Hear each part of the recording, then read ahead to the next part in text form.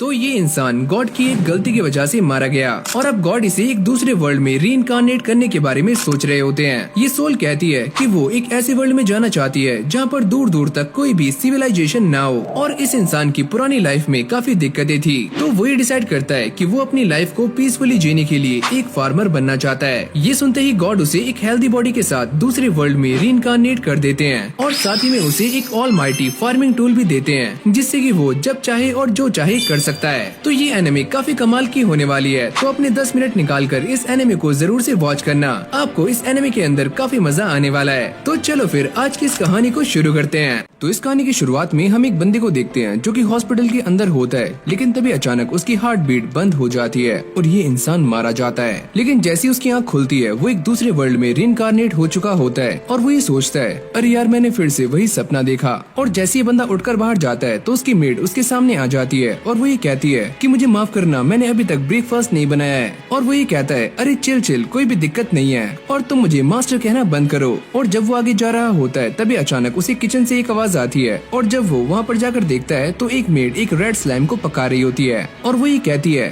अरे मालिक क्या मैं इसे भून दूं?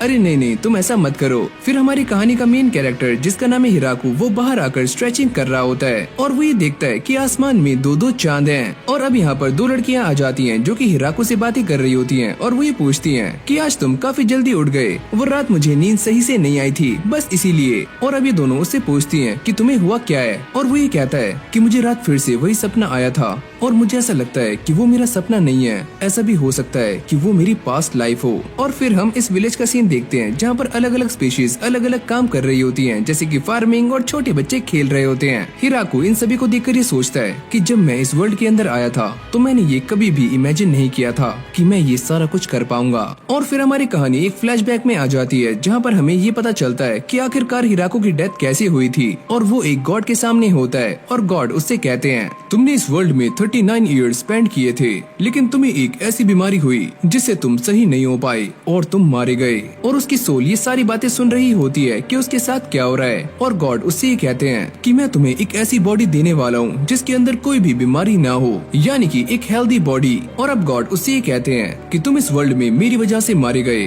और मैं तुम्हें एक न्यू लाइफ देना चाहता हूँ, क्या तुम इसके लिए रेडी हो? और हिराकू इसके लिए मान जाता है और वो ये पूछते हैं कि तुम्हारी कोई रिक्वेस्ट है? हिराकू उनसे ये कहता है कि मैं एक फार्मर बनकर एक फार्मिंग लाइफ एंजॉय करना चाहता हूँ जैसे कि मैं हमेशा से ही चाहता था, और मैं एक ऐसी जगह पर जाना चाहता हूँ जो कि सिविलाइजेशन से काफी दूर हो और वहाँ पर काफी कम बंदे आते हो। तो चलो मैं अपनी गलती की भरपाई करने के लिए तुम्हारी ये इच्छा पूरी कर देता हूँ और साथ में मैं तुम्हें एक ओमनीपोटेंट फार्मिंग टूल भी देने वाला हूँ जो कि तुम्हारे काफी काम आएगा। तो जाओ अपनी न्यू लाइफ एंजॉय करो। और अब जैसे ही उसकी आंखें खुलती हैं तो वो ये नोटिस करता है कि वो एक जंगल में है और साथ ही में वो खड़ा भी हो पा रहा है और पुरानी लाइफ में ऐसा कुछ भी नहीं था। तो चलो अब मैं जिंदा हो चुका हूँ तो मैं फार्मिंग कर सकता हूँ जो कि मैं काफी लंबे टाइम से करना चाहता था, अब आएगा ना मजा।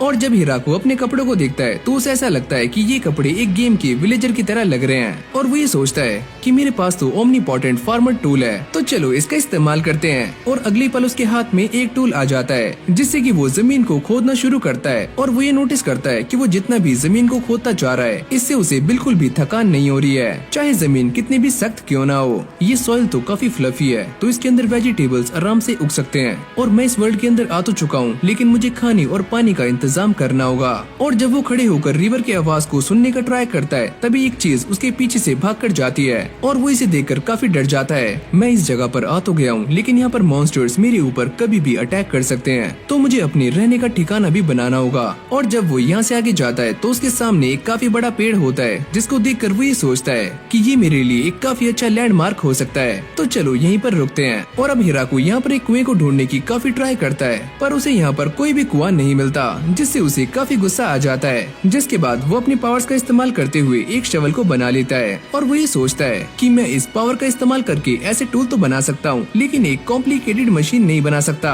और अब हिराकू काफी गुस्से में आकर खोदना शुरू करता है और थोड़ी देर खोदने के बाद उसे पानी मिल भी जाता है। अरे वाह, मुझे पानी इतनी जल्दी मिल गया, मुझे ऐसा लगता है कि गॉड ने मेरी हेल्प की है। और अब वो इस जगह पर अपना बेस बनाने के लिए इस पूरे के पूरे मैदान को सपाचट कर देता है, लेकिन अब भी उसके सामने एक पेड़ खड़ा हुआ होता है, जिसके बाद वो अपनी एक्स को स्पॉन कर लेता है। तो चलो मैं एक काम करता हूँ, पहले इस पेड़ को यहाँ से काटता हूँ, फिर यहाँ से, जिसके बाद ये पेड़ अपने आप ही गिर जाएगा। लेकिन जब वो इस पेड़ के ऊपर स्ट्राइक करता है तो ये पेड़ एक ही झटके में कट जाता है और हिराकू बाल बाल बचता है। और अब वो अपनी ओमनीपोटेंट फार्मिंग स्किल्स का इस्तेमाल करते हुए अलग अलग टूल्स को बना रहा होता है और वो ये कहता है कि ये सारे फार्मिंग टूल्स नहीं है, लेकिन मैं जिस चीज के बारे में भी सोचता हूँ ये स्किल मुझे वही टूल बनाकर दे देती है। और अब ऐसे ही काम करते करते शाम हो जाती है और जैसे हिराकू ये देखता है कि दिन ढल चुका है तो वो काफी शॉक्ड हो जाता है और वो ये सोचता है कि मुझे अब लाइट का इंतजाम करना होगा, वो भी काफी जल्दी। और तभी उसके दिमाग में ये आइडिया आता है कि उसे एक माचिस बनानी चाहिए, लेकिन यहाँ पर वो भी काम नहीं करेगी। और अब वो एक मैग्नीफाइंग ग्लास निकालकर आग जलाने की ट्राई कर रहा होता है, लेकिन शाम काफी हो चुकी है तो इससे भी आग जल नहीं पाती।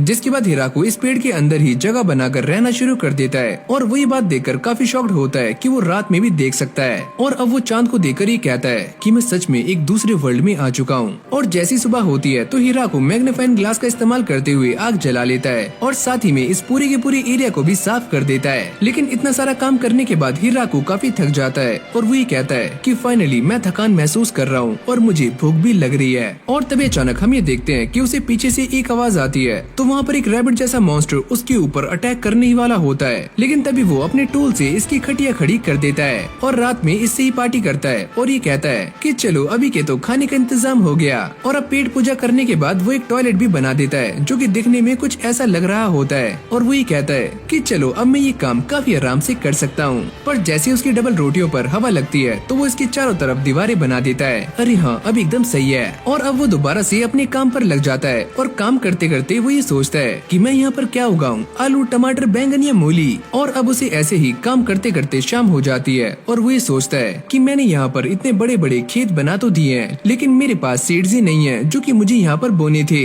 और अब वो ये कहता है अरे यार, मुझे ऐसा लगता है कि मुझे सीड्स कलेक्ट करने के लिए फॉरेस्ट में जाना होगा। और ये बोलने के बाद वो सोने के लिए चला जाता है। लेकिन जब वो नेक्स्ट डे यहाँ पर आकर देखता है तो वो ये चीज देखकर काफी शॉक्ड हो जाता है कि यहाँ पर प्लांट्स आने शुरू हो चुके हैं। तो फाइनली मेरे खेतों में प्लांट्स आने शुरू हो गए हैं और अब बस मुझे इन्हें मॉन्स्टर से बचाना होगा। और अब वो काफी अच्छे से इन सारे के सारे प्लांट्स की देखभाल कर रहा होता है, जैसे कि फेंस लगाना और इन्हें पानी देना। और साथ ही में वो अपने लिए भी एक छोटा सा घर बना लेता है। और जब उसका ये सारा काम खत्म हो जाता है तो वो ये नोटिस करता है कि उसके सामने दो डॉग्स हैं और वो ये सोचता है कि ये दोनों काफी घायल हैं और इन्हें देखकर ऐसा नहीं लगता कि ये मेरे ऊपर अटैक करेंगे। तो हिराकू इन दोनों की हेल्प करता है और साथ में उन्हें खाने के लिए कुछ मीट भी देता है। और इन्हें देखकर वो ये सोचता है कि एक फार्मर के लिए डॉग्स का होना काफी इम्पोर्टेंट है और मुझे काफी खुशी होगी अगर ये दोनों मेरे साथ रहेंगे। लेकिन तभी अचानक वो ये नोटिस करता है कि इस फीमेल डॉग की तबीयत खराब होनी शुरू हो जाती है और ये मेल डॉग उसके ऊपर गुर्रा रहा होता है। और अब हिराकू इन दोनों को लेकर अपने घर में आ जाता है और वो इन दोनों को देखकर काफी पैनिक हो रहा होता है कि मैं इन दोनों की हेल्प कैसे करूं।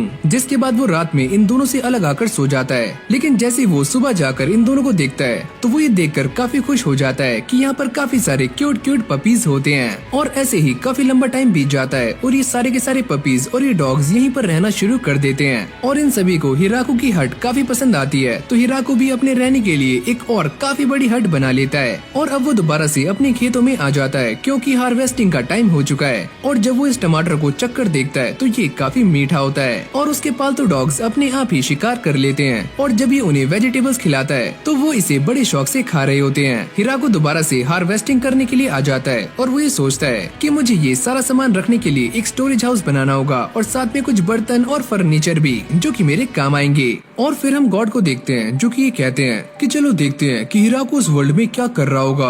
और वैसे मैं एक गॉड हूँ और मेरा काम है सोल को संभालना, लेकिन मुझसे भी गलतियाँ हो जाती हैं। लेकिन अब भी वो एक बात को लेकर काफी रिग्रेट कर रहे होते हैं और वो ये कहते हैं कि मुझसे दोबारा से एक और गलती हो गई है और मैंने उसे गलती से एक ऐसी फॉरेस्ट में भेज दिया है जिसका नाम ही द फॉरेस्ट ऑफ डेथ है। और वो इस बात को लेकर काफी चिंता में होते हैं कि हिराकू के पास फार्मिंग स्किल्स हैं, तो वो इस जंगल में सरवाइव कैसे कर पाएगा क्योंकि इस जंगल में काफी खतरनाक मॉन्स्टर्स हैं। फिर हमारी कहानी दोबारा से हिराकू पर आ जाती है जो कि अपने प्लांट्स को देखकर काफी खुश हो रहा होता है जिसे उसने बिना सीड से उगाया है। और इस जगह पर अलग अलग वेराइटीज की सब्जियां होती हैं और वो ये कहता है कि मैं जिस भी वेजिटेबल के बारे में सोचता हूँ मेरा ऑलमाइटी टूल उसे ही उगा देता है, तो ये सारा काम करना मेरे लिए काफी आसान है। और तभी अचानक हिराकू ये नोटिस करता है कि उसके सामने एक छोटा सा प्लांट है जिसको ये सारे काफी गौर से देख रहे होते हैं हैं और ये प्लांट सोयाबीन का है। और साथ ही में वो ये बताता है कि जिस भी प्लांट को वो अपने ऑलमाइटी टूल से उगाता है वो काफी जल्दी बड़े हो जाते हैं और काफी जल्दी खराब भी।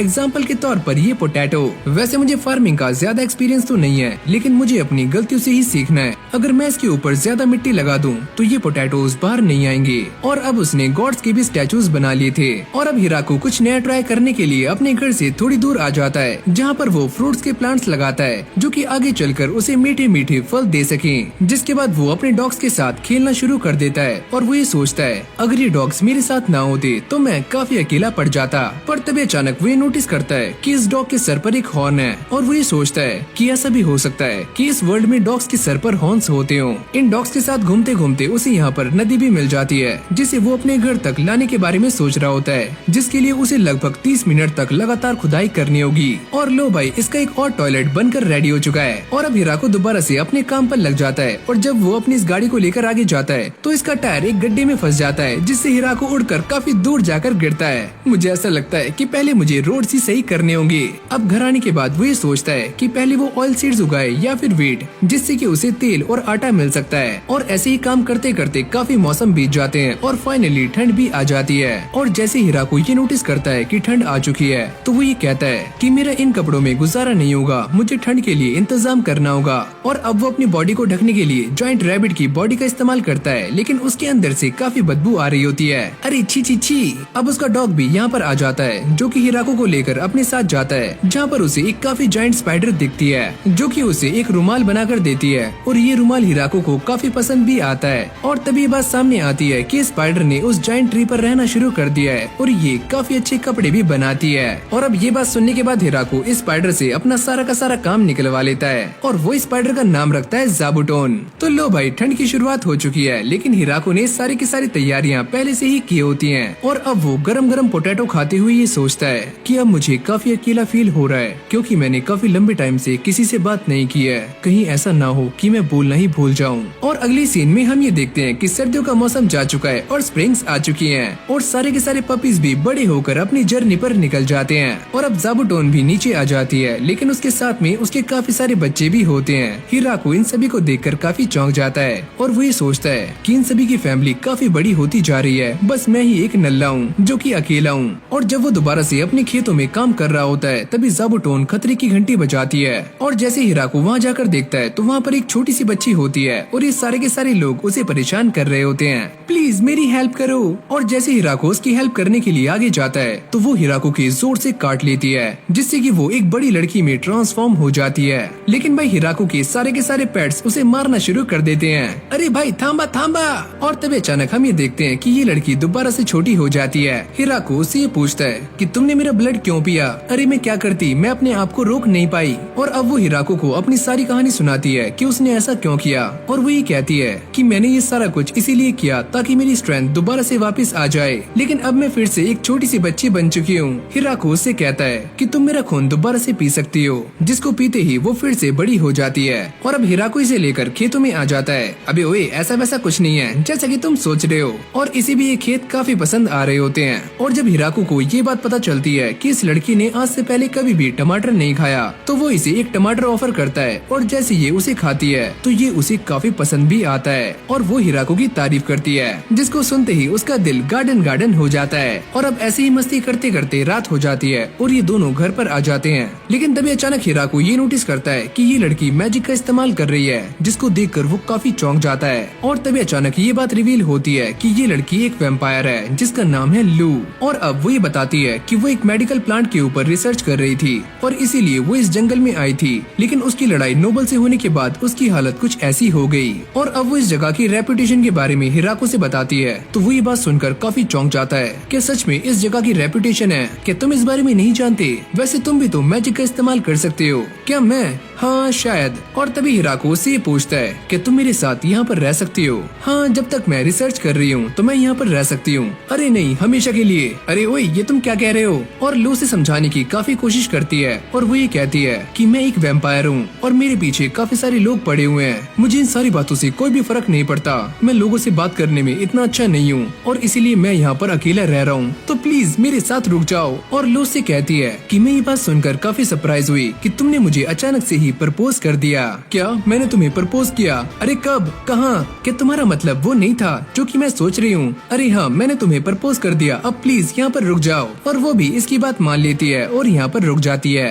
और जब अगली सुबह ये दोनों एक दूसरे को गुड मॉर्निंग करते हैं तो हिराको ये सुनकर काफी खुश होता है और वो ये पूछती है कि तुम्हारा आगे का प्लान क्या है? और वो ये कहता है कि मैं यहाँ पर काफी सारे स्वीट पोटैटोज उगाने वाला हूँ क्योंकि खाने वाले काफी सारे लोग हो चुके हैं और इससे हमारे खाने का भी इंतजाम हो जाएगा। और साथ ही में वो ये बताता है कि हमारे विलेज में काफी सारे लोग आ चुके हैं, जैसे कि मेरे डॉग्स, उनके बच्चे, ज़ाबुटोन उसके बच्चे, और तुम यहाँ पर 30वें नंबर पर हो। और ये सुनने के बाद वो काफी खुश हो जाती है और ये पूछती है कि हम खेतों में मेडिकल हर्ब्स लगा सकते हैं? अरे हाँ, हम ट्राई कर सकते हैं। अब अगली सीन में हम एक मिस्टीरियस लेडी को देखते हैं जो कि एक रेस्टोरेंट के अंदर बैठी हुई थी और वो ये कहती है कि मुझे फॉरेस्ट ऑफ डेथ में जाना है। पता नहीं क्यों सारे के सारे कस्टमर्स वहीं पर जाना चाहते हैं। मेरे ख्याल से तुम्हें गिव अप कर देना चाहिए। और अभी दोनों सोकर उड़ चुके थे और जैसी लू बाहर आती है तो हिराको उसको देखकर ही कहता है कि इसने मेरा काफी साथ दिया है, यहाँ तक कि इसने मेरे वॉशरूम में लाइट्स भी लगा दिए हैं। और खाना खाते हुए लू उससे पूछती है क्या तुम खाने में नमक नहीं डालते? और वो ये कहता है कि मैं इस नमक को काफी लंबे टाइम से ढूंढने का ट्राई कर रहा हूँ लेकिन मुझे अभी तक नमक नहीं मिला है। और वो ये कहती है कि वो देखो सामने वो रहा नमक, हम इसे डिसॉल्व करके और बॉईल करके नमक बना सकते हैं। और अभी दोनों उस जगह पर आ गए थे जहाँ पर हिराको ने फ्रूट वाले प्लांट्स लगाए हुए होते हैं और ये दोनों यहाँ पर बैठकर गप्पे मार रहे होते हैं और साथ में डॉली की चाय पी रहे होते हैं। वैसे मैं ये सोच रहा हूँ कि मैं आगे चलकर अखरोट भी उगाऊं। वैसे लू तुम काफी अच्छी टी बनाती हो लेकिन मेरा मन ग्रीन टी पीने का कर रहा है। और तभी अचानक से खतरे की घंटी बज जाती है और जब ये दोनों वहाँ जाकर देखते हैं तो उनके सामने एक लड़की होती है और हिराको उसको देखकर ये सोचता है कि ये सिचुएशन तो मैंने पहले भी देखी है। और अब वो लड़की उससे हेल्प मांगती है कि प्लीज मेरी हेल्प कर दो। और जैसे हिराको इसकी हेल्प करता है तो वो अपने मैजिक का इस्तेमाल करके अपनी पूरी बॉडी को हील कर लेती है और साथ में एकदम साफ भी। वैसे मैजिक तो काफी कमाल का होता है, क्यों है ना लू? लेकिन तभी अचानक हिराको ये नोटिस करता है कि लू यहाँ से भाग रही होती है और ये लड़की उससे कहती है कि तुम कहाँ पर भाग रही हो, चलो मेरे साथ चलो। ये बात सुनते ही सारे के सारे पेट्स उसे दोबारा से पकड़ लेते हैं। और अब अगली सीन में ये सारे अंदर आ जाते हैं जहाँ पर ये दोनों लड़कियाँ काफी परेशान होती हैं और वो लड़की लू से पूछती है कि ये इंसान कौन है? और वो ये कहती है कि ये मेरे पति देव हैं। और वो ये बात सुनकर काफी चौंक जाती है, क्या सच में तुम इसके पति हो? अरे हाँ, ये एकदम सही कह रही है। और अब ये लड़की भी अपने आप को इंट्रोड्यूस करती है और वो ये कहती है कि मेरा नाम है टिया और मैं एक एंजल हूँ। वैसे तुम जैसी एंजल लू के पीछे क्यों है? वो ये बताती है कि लू ने एक काफी बड़े टाउन को तबाह कर दिया है और जो भी इसे पकड़ कर लेकर जाएगा उसे इनाम मिलने वाला है।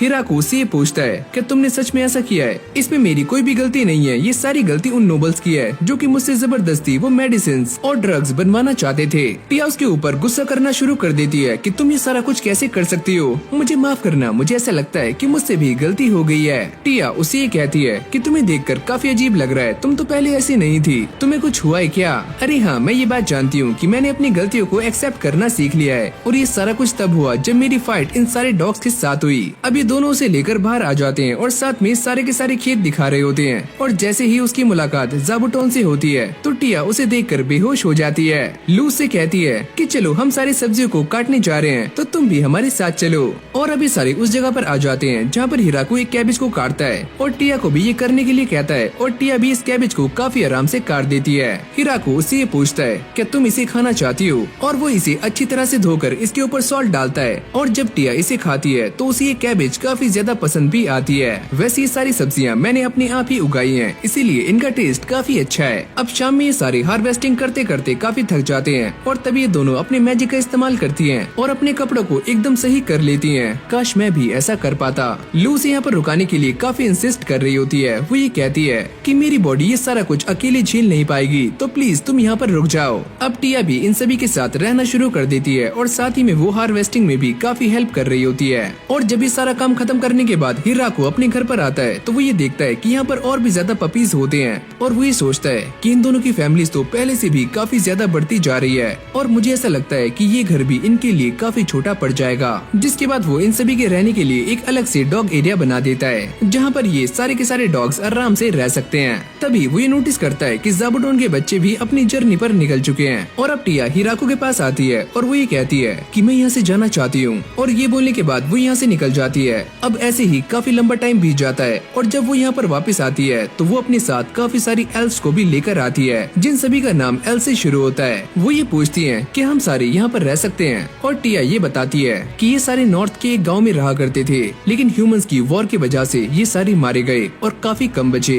और अब इनमें से एक एल्फ जिसका नाम लिया होता है, वो ये कहती है कि जब तक हमारे पास रहने के लिए कोई ठिकाना नहीं होगा, हम सारे अपनी पॉपुलेशन को रीजनरेट नहीं कर पाएंगे, तो प्लीज क्या हम यहाँ पर रह सकते हैं। ये सारे अब इसी बारे में डिस्कस कर रहे होते हैं कि वो इन्हें यहाँ पर रख सकते हैं या फिर नहीं। और तभी लिया ये बताती है कि मैं यहाँ पर सबसे बड़ी हूँ, मेरी उम्र 400 साल है। और दूसरी वाली एल्फ ये कहती है कि मैं सबसे छोटी हूँ और मेरी उम्र बस 300 साल है। हिराकू ये सारा माजरा सुनने के बाद उन सभी को यहाँ पर रुकने की परमिशन दे देता है, जिसको सुनने के बाद ये सारी एल्फ्स काफी खुश हो जाती हैं। आपका शुक्रिया। लेकिन जब उनकी मुलाकात ज़ाबुटोन और इन डॉग्स के साथ होती है, तो ये सारी की सारी एल्फ्स उन्हें देखकर बेहोश हो जाती हैं। अगली सीन में हम ये देखते हैं कि ये सारी की सारी एल्फ्स यहाँ पर रहने के लिए काम करना शुरू कर देती हैं और साथ में अपने लिए टॉयलेट भी बना रही होती हैं। लेकिन तभी अचानक वो ये देखकर काफी शॉक्ड हो जाती हैं कि हिराकू ने एक ही झटके में काफी बड़े पेड़ को काट दिया है, जो कि मेटल से भी काफी स्ट्रॉन्ग था। हिराकू इन सभी को देखकर कहता है कि इन सारी एल्फ्स ने यहाँ पर सारा का सारा कंस्ट्रक्शन का काम संभाल लिया है, और लो भाई 10 दिनों के अंदर इनका एक काफी आलीशान घर बनकर तैयार हो जाता है। इस घर में अंदर आने के बाद हिराकू ये नोटिस करता है कि ये घर सच में काफी बड़ा है, और सामने ही एक डाइनिंग टेबल है जहाँ पर ये सारे बैठकर आराम से खाना खा सकते हैं। और अब वो इन सभी को ऊपर से देखता हुआ ये सोचता है कि ये घर इन सभी के लिए एक ऐसी जगह बन जाए जहाँ पर ये सारे पीसफुली और सेफली रह पाएं। अगले दिन हम ये देखते हैं कि ये सारी की सारी एल्फ्स बड़ी आराम से काम कर रही होती हैं, और कुछ एल्फ्स तो ऐसी होती हैं जो कि कच्चा लहसुन खा रही होती हैं। हिराकू इस बात को सुनकर भी काफी शॉक्ड हो जाता है कि ये एल्फ मीट खा सकती हैं और साथ में फायर मैजिक का भी इस्तेमाल कर सकती हैं। अब वो लिया को वो सारी बातें बता रहा होता है जो कि उसे लगती थी कि एक एल्फ नहीं कर सकती, और लिया उसको देखकर ही कहती है अगर हम तुम्हारे मुताबिक चलेंगे तो हम इस जंगल में कभी भी सरवाइव नहीं कर पाएंगे और हम सारे मारे जाएंगे बुद्धू।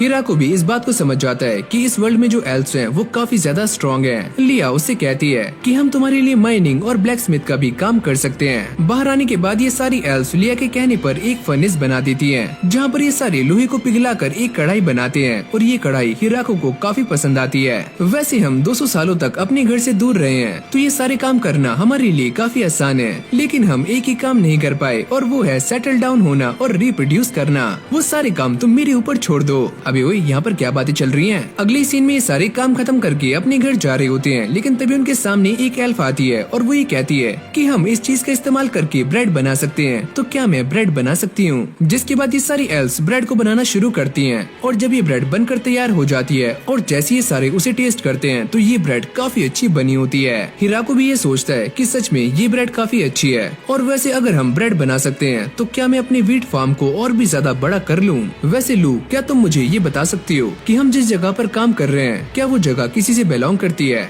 वैसे ये जगह किसी को भी बिलोंग नहीं करती, और टेक्निकली ये जगह डीमन लॉर्ड के अंडर आती है। क्या डीमन लॉर्ड? और ये तुम मुझे अब बता रही हो, कहीं वो मेरी चटनी ना बना दे। लू से कहती है कि तुम इस बारे में चिंता मत करो, ये सारी चीजें तुमने अपने हाथ से बनाई हैं, तो ये जगह तुम्हें से ही बिलोंग करती है। और अब ये सारे अंदर बैठकर हिराकू के बारे में ही बातें कर रहे होते हैं। टिया कहती है कि वो इंसान सरप्राइजेस से भरा हुआ है और वो इस वर्ल्ड के बारे में कुछ भी नहीं जानता। इन सभी को ऐसा लगता है कि हिराकू एक नंबर का भोला चमन है, यानी कि काफी भोला इंसान है। लेकिन भाई हिराकू तो अपने कमरे में बैठा हुआ आराम से एक कप बना रहा होता है। वैसे मैंने वाटरवे का रास्ता बीच में ही छोड़ दिया था, तो चलो मैं उसे कल पूरा करता हूँ। और अब अगली सीन में हिराकू अपने काम के लिए जा रहा होता है, तभी अचानक यहाँ पर ज़ाबुटोन आ जाती है, जो कि उसे एक क्वीन बी से मिलाती है। हिराकू उसको देखकर ये सोचता है कि इसकी हालत काफी खराब है, तो ये मुझे नुकसान नहीं पहुँचा सकती, तो वो उसके रहने के लिए एक घर बना देता है जहाँ पर वो आराम से अपना मधुमक्खी का छत्ता बना सकती है। फिर हम 10 दिन के बाद का सीन देखते हैं जहाँ पर ये छत्ता काफी बड़ा हो चुका है और सारे के सारे वर्कर्स यहाँ पर काम कर रहे हैं। हिराकू भी इन सभी को देखकर काफी शॉक्ड हो जाता है और वो ये सोचता है कि ये क्वीन बी सच में काफी बड़ी है और सारे के सारे वर्कर्स काफी छोटे हैं। अगर मैं इन सभी को यहाँ पर ऐसे ही छोड़ दूं तो क्या ये सारे शहद बनाएंगे? अब टिया जैसे उससे मिलने के लिए यहाँ पर आती है तो वो इन सारी की सारी मधुमक्खियों को देखकर यहाँ से भाग जाती है। मुझे ऐसा लगता है कि इस लड़की में कोई न कोई दिक्कत है। अब इस तरफ हम ये देखते हैं कि हिराकू ने एक काफी बड़ा गड्ढा बना लिया होता है जो कि एक तरह का रिजर्वर है जहाँ पर वो नदी का पानी लाने वाला है और लिया उससे उससे पूछती है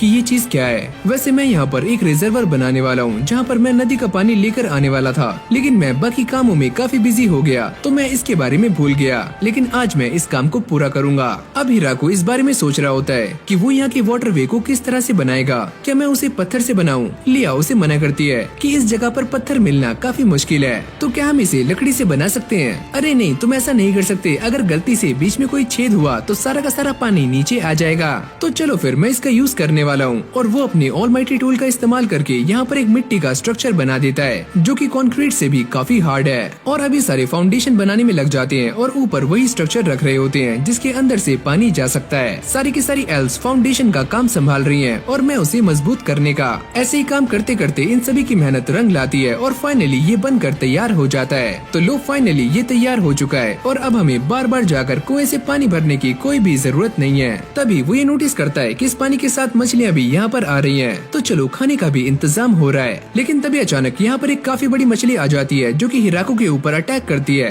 लेकिन वो अपने टूल का इस्तेमाल करके इस मछली को आराम से ही काट देता है। अब अगली सीन में हम ये देखते हैं कि हिराको इसी मछली को बना रहा होता है और जैसे वो इसे टेस्ट करता है तो ये मछली उसे काफी पसंद आती है। और जब टिया और लू भी इसे ट्राई करती हैं तो उन्हें भी ये मछली काफी पसंद आती है। और अब सारी की सारी एल्स भी यहाँ पर आ चुकी थी, हमें भी उसे ट्राई करना है। हिराको राइस क्रॉप्स के पास खड़ा हुआ ये सोच रहा होता है कि मुझे ऐसा नहीं लगता कि ये सारे प्लांट्स इस सॉइल में ग्रो करेंगे। और वो ये कहता है तो चलो फिर राइस पैडी बनाते हैं। पर ये सारी बातें उनके सर के ऊपर से जा रही होती हैं, तो हिराको उन्हें ये करके दिखाता है। वो यहाँ पर काफी बड़े एरिया को साफ करके उसके अंदर पानी भर देता है। मैं ये बात जानती हूँ कि तुम यहाँ पर काफी सारी मछलियाँ लाने वाले हो, क्यों है ना?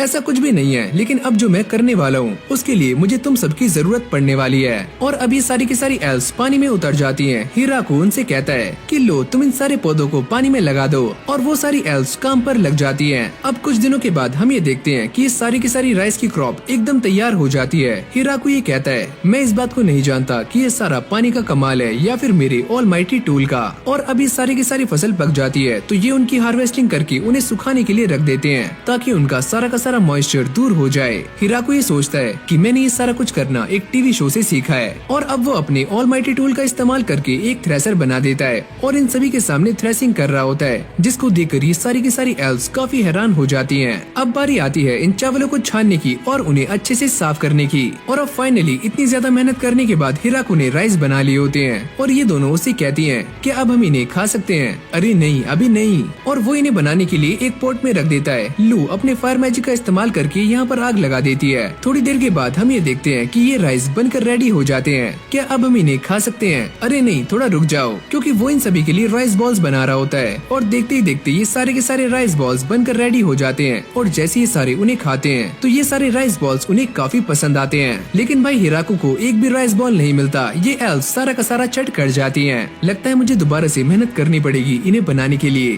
फिर अगली सीन में हम ये देखते हैं कि ये सारे के सारे काम करते करते काफी थक जाते हैं, लेकिन ये एल्स अपने मैजिक का इस्तेमाल करके अपने कपड़ों को एकदम साफ कर लेती हैं। हिराको ये सोचता है काश मेरे पास भी एक बाथरूम होता जहाँ पर मैं अपने कपड़ों को साफ कर पाता। फिर वो इन सभी को इकट्ठा कर लेता है और उन्हें बाथरूम के कॉन्सेप्ट के बारे में समझा रहा होता है और साथ ही में वो एक नक्शा भी बनाता है। तुम यहाँ पर आराम से नहा सकती हो, वैसे हम तो नदी में भी नहा सकते हैं। बेटा अगर तुम ठंड में वहाँ पर नहाओगी तो तुम्हारी कुल्फी जम जाएगी। तुम सारे मेरे ऊपर बिलीव करो, बाथरूम काफी अच्छे होते हैं और मैं उन्हें बनाकर रहूंगा। अब अगली सीन में सारे बाथरूम बनाने के काम पर लग जाते हैं और सबसे पहले फर्नेस बनाते हैं जहाँ से पानी को गर्म किया जाएगा और साथ ही में एक ऐसी जगह जहाँ से पानी आएगा और एक काफी बड़ा बाथटब भी। हिराको इस बात को लेकर काफी परेशान होता है कि उनके नहाने के बाद सारा का सारा पानी दोबारा से नदी में चला जाएगा और वो ऐसा नहीं चाहता।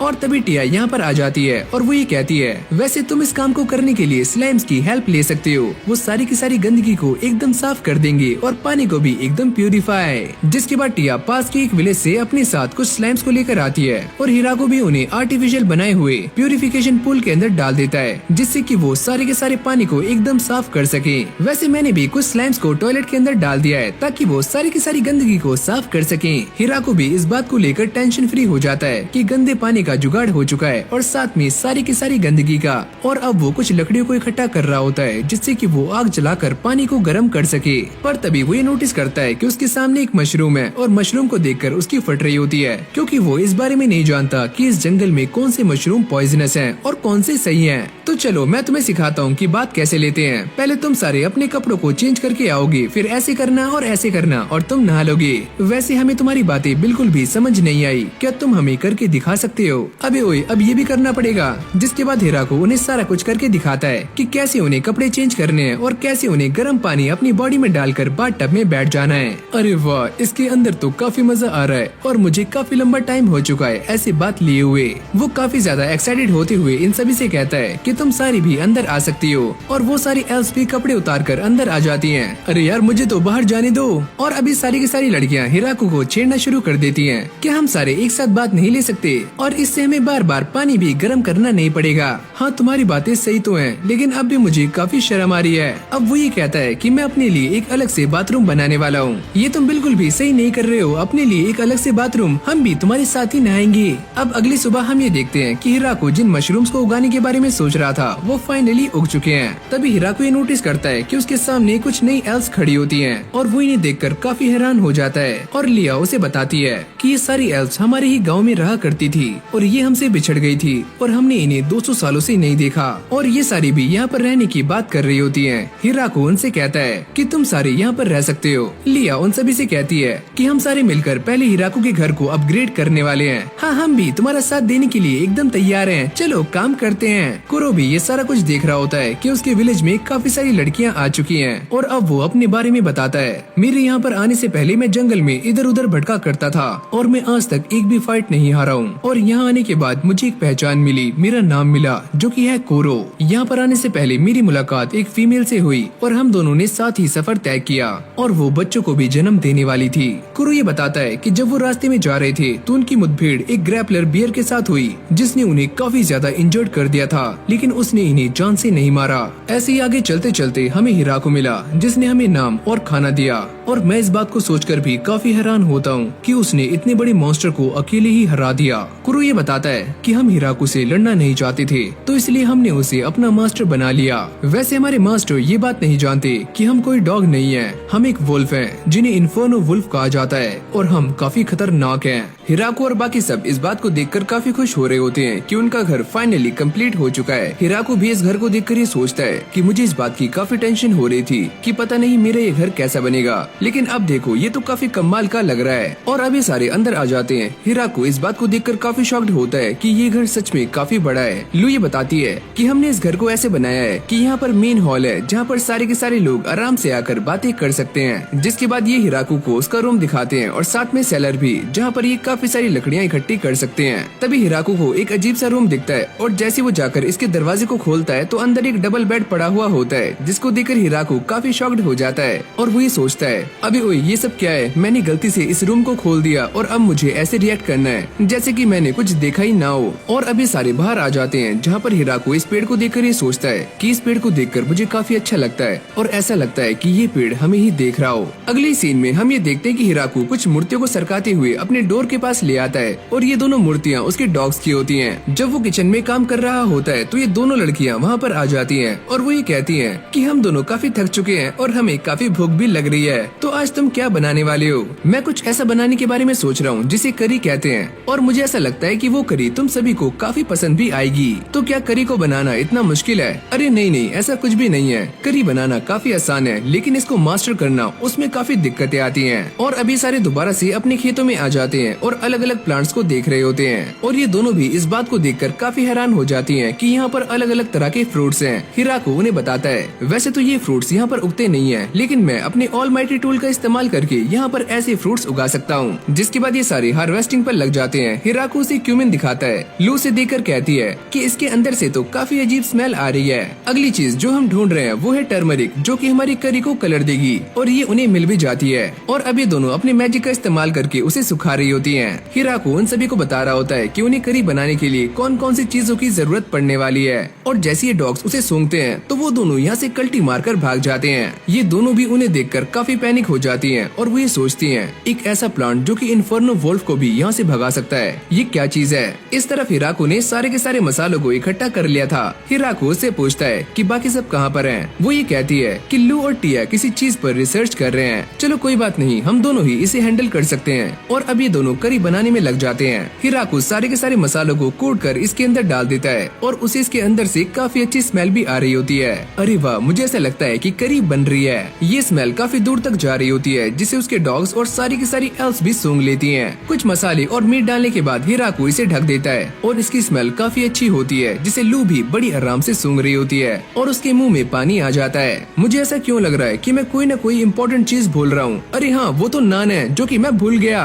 वो इस बात को लेकर काफी परेशान हो जाता है। अरे यार, मैं नान को कैसे भूल सकता हूँ, क्या मैं उसे छोड़ दूँ? अरे नहीं, वो तो काफी इम्पोर्टेंट है। और अब वो इन सभी को गिनना शुरू करता है, यानी कि उसे काफी सारी नान बनानी है और वो अपने काम पर लग जाता है और वो ये काम कढ़ाई को उल्टा करके कर रहा होता है। थोड़ी ही देर ऐसे काम करते करते सारी की सारी नान बनकर तैयार हो जाती हैं। फिर हम शाम का सीन देखते हैं जहाँ पर ये करी बनकर रेडी हो जाती है, लेकिन ये सारे के सारे उसे खाने से थोड़ा हिचकिचा रहे होते हैं क्योंकि ये डिश उनके लिए नहीं है। हिराको उन्हें खाकर दिखाता है जिसके बाद ये सारे लोग भी खाना शुरू कर देते हैं और इन सभी को ये करी काफी पसंद आती है। हिराको उनसे कहता है अगर तुम्हें ये करी पसंद ना आई हो तो तुम इसे छोड़ भी सकते हो, लेकिन जैसे वो पीछे मुड़कर देखता है तो सारे के सारे लोग दोबारा से लाइन में लग जाते हैं ताकि वो दोबारा से खाना ले सके। लू और टिया इस करी का इस्तेमाल कुत्तों को भगाने में कर रही होती हैं। चलो ये काम करता है। मुझे इस बार भी करी नहीं मिली, लेकिन चलो कोई बात नहीं, इन सब ने करी खा तो ली। और अब मौसम बदलना भी शुरू हो चुका है, यानी कि विंटर्स आने वाली है। हिराको ये सोचता है अगर एक बार हमारे घर के ऊपर बर्फ गिर गई तो हमारा बाहर निकलना काफी मुश्किल हो जाएगा, तो इसलिए हमें सारी की सारी तैयारियाँ पहले ही करनी होंगी। हिराको ने काफी सारी लकड़ियाँ पहले ही इकट्ठी कर ली होती हैं और अब वो ज़ाबुटोन के पास आता है जिसे वो पोटैटोस देता है और बदले में उसे कंबल मिल जाते हैं। अब ये सारे के सारे लोग विंटर्स आने से पहले अपनी तैयारियां कर रहे होते हैं और साथ में ये एल्स भी काफी काम कर रही होती हैं। यहाँ पर लू और टिया भी अपने मैजिक का इस्तेमाल करके सारे के सारे फूड को प्रिजर्व कर रही होती हैं जो कि इनके बाद में काम आ सकता है। तभी हिराको लू को देखता है जो कि अपने मैजिक का इस्तेमाल करके मीट को प्रिजर्व कर रही होती है। काश मैं भी मैजिक कर पाता, और वो भी इसे करने का ट्राई कर रहा होता है लेकिन उससे कुछ भी नहीं होता। मैं ये जानता हूँ कि मेरे पास मैजिक नहीं है, लेकिन इन सभी को रोज देखकर मुझे ऐसा लगता है कि मुझे भी मैजिक सीखना चाहिए। अब रात में लू उसे ये बता रही होती है कि इग्निशन एक लो लेवल का स्पेल है, लेकिन इसे भी करने के लिए तुम्हें मैजिक आना काफी जरूरी है। हाँ, मैंने भी मैजिक करने का ट्राई तो किया था लेकिन मुझसे वो नहीं हुआ। और अब ये सारे यहाँ पर गोलम को समन करने की बात कर रहे होते हैं। हिराको टिया की तारीफ करता है कि उसका मैजिक काफी कमाल का है और ये सुनने के बाद लू काफी जेलस हो जाती है। मैं भी तो काफी सारा काम करती हूँ। अरे हाँ, तुम सारे यहाँ पर काफी सारा काम करते हो, बस मैं ही एक नल्ला हूँ। और अब ऐसे ही टाइम बीत जाता है और विंटर्स आ जाती हैं, लेकिन ये सारे घर में काफी बोर हो रहे होते हैं। तो हिराको इन सभी के लिए अलग अलग गेम्स बनाता है और इन सभी को उनके रूल्स भी समझाता है। पर ये सारे रूल्स लू के सर के ऊपर से जा रहे होते हैं। पर टिया इन सारी बातों को समझ जाती है और हिराको उसकी तारीफ करता है, तुम तो काफी कमाल की हो। ये सुनने के बाद लू काफी गुस्से में आ जाती है। तो चलो मैं तुम्हें चैलेंज करती हूँ, वैसे भी हमारा पुराना हिसाब अभी बाकी है। अब इन दोनों के बीच में एक काफी इंटेंस मैच चल रहा होता है। हिराको ये समझ जाता है कि लू हारने वाली है, लेकिन तभी वो बीच में गड़बड़ कर देती है। मुझे माफ करना, ये मुझसे गलती से हुआ और मैं ये भी भूल चुकी हूँ कि हमारे पीसीस कहाँ पर थे। तो चलो गेम को दोबारा से शुरू करते हैं। लेकिन भाई टिया भी काफी चालाक होती है और वो अपने मैजिक का इस्तेमाल करके सारी की सारी चीजों को दोबारा से सेटल डाउन कर देती है और लू का मुंह खुला का खुला ही रह जाता है। क्या तुम्हें शर्म नहीं आई मैजिक का इस्तेमाल करते हुए? वैसे तुमने भी तो चीटिंग की थी। अब इन दोनों की गेम ऐसे ही चलती रहती है। हिराको बाहर आकर नोटिस करता है कि कुरो और लिया भी गेम खेल रहे हैं जिसमें कुरो जीत जाता है। हिराको इस बात को देखकर काफी शॉक था कि कुरो ने सारी की सारी गेम समझ ली है। और जब वो बाहर आता है वो ये देखता है कि यहाँ पर भी दो डॉग्स चेस खेल रहे होते हैं, जिनको देखकर हिराको ये समझ जाता है कि ये दोनों ही चेस में काफी माहिर हैं। अब लू भी उनके साथ खेलने के लिए यहाँ पर आ जाती है, लेकिन जैसी वो ये गेम खेलती है तो वो कुरो से हार जाती है। अगली सीन में हम ये देखते हैं कि हिराको कुरो के साथ बैठकर mahjong खेल रहा होता है और उसको ऐसा लगता है कि वो कुरो से जीत सकता है, पर वो भी इससे हार जाता है। अब ये दोनों जाकर कोने में बैठ जाते हैं और ये कहते हैं कि कुरो तुम तो नंबर 1 हो।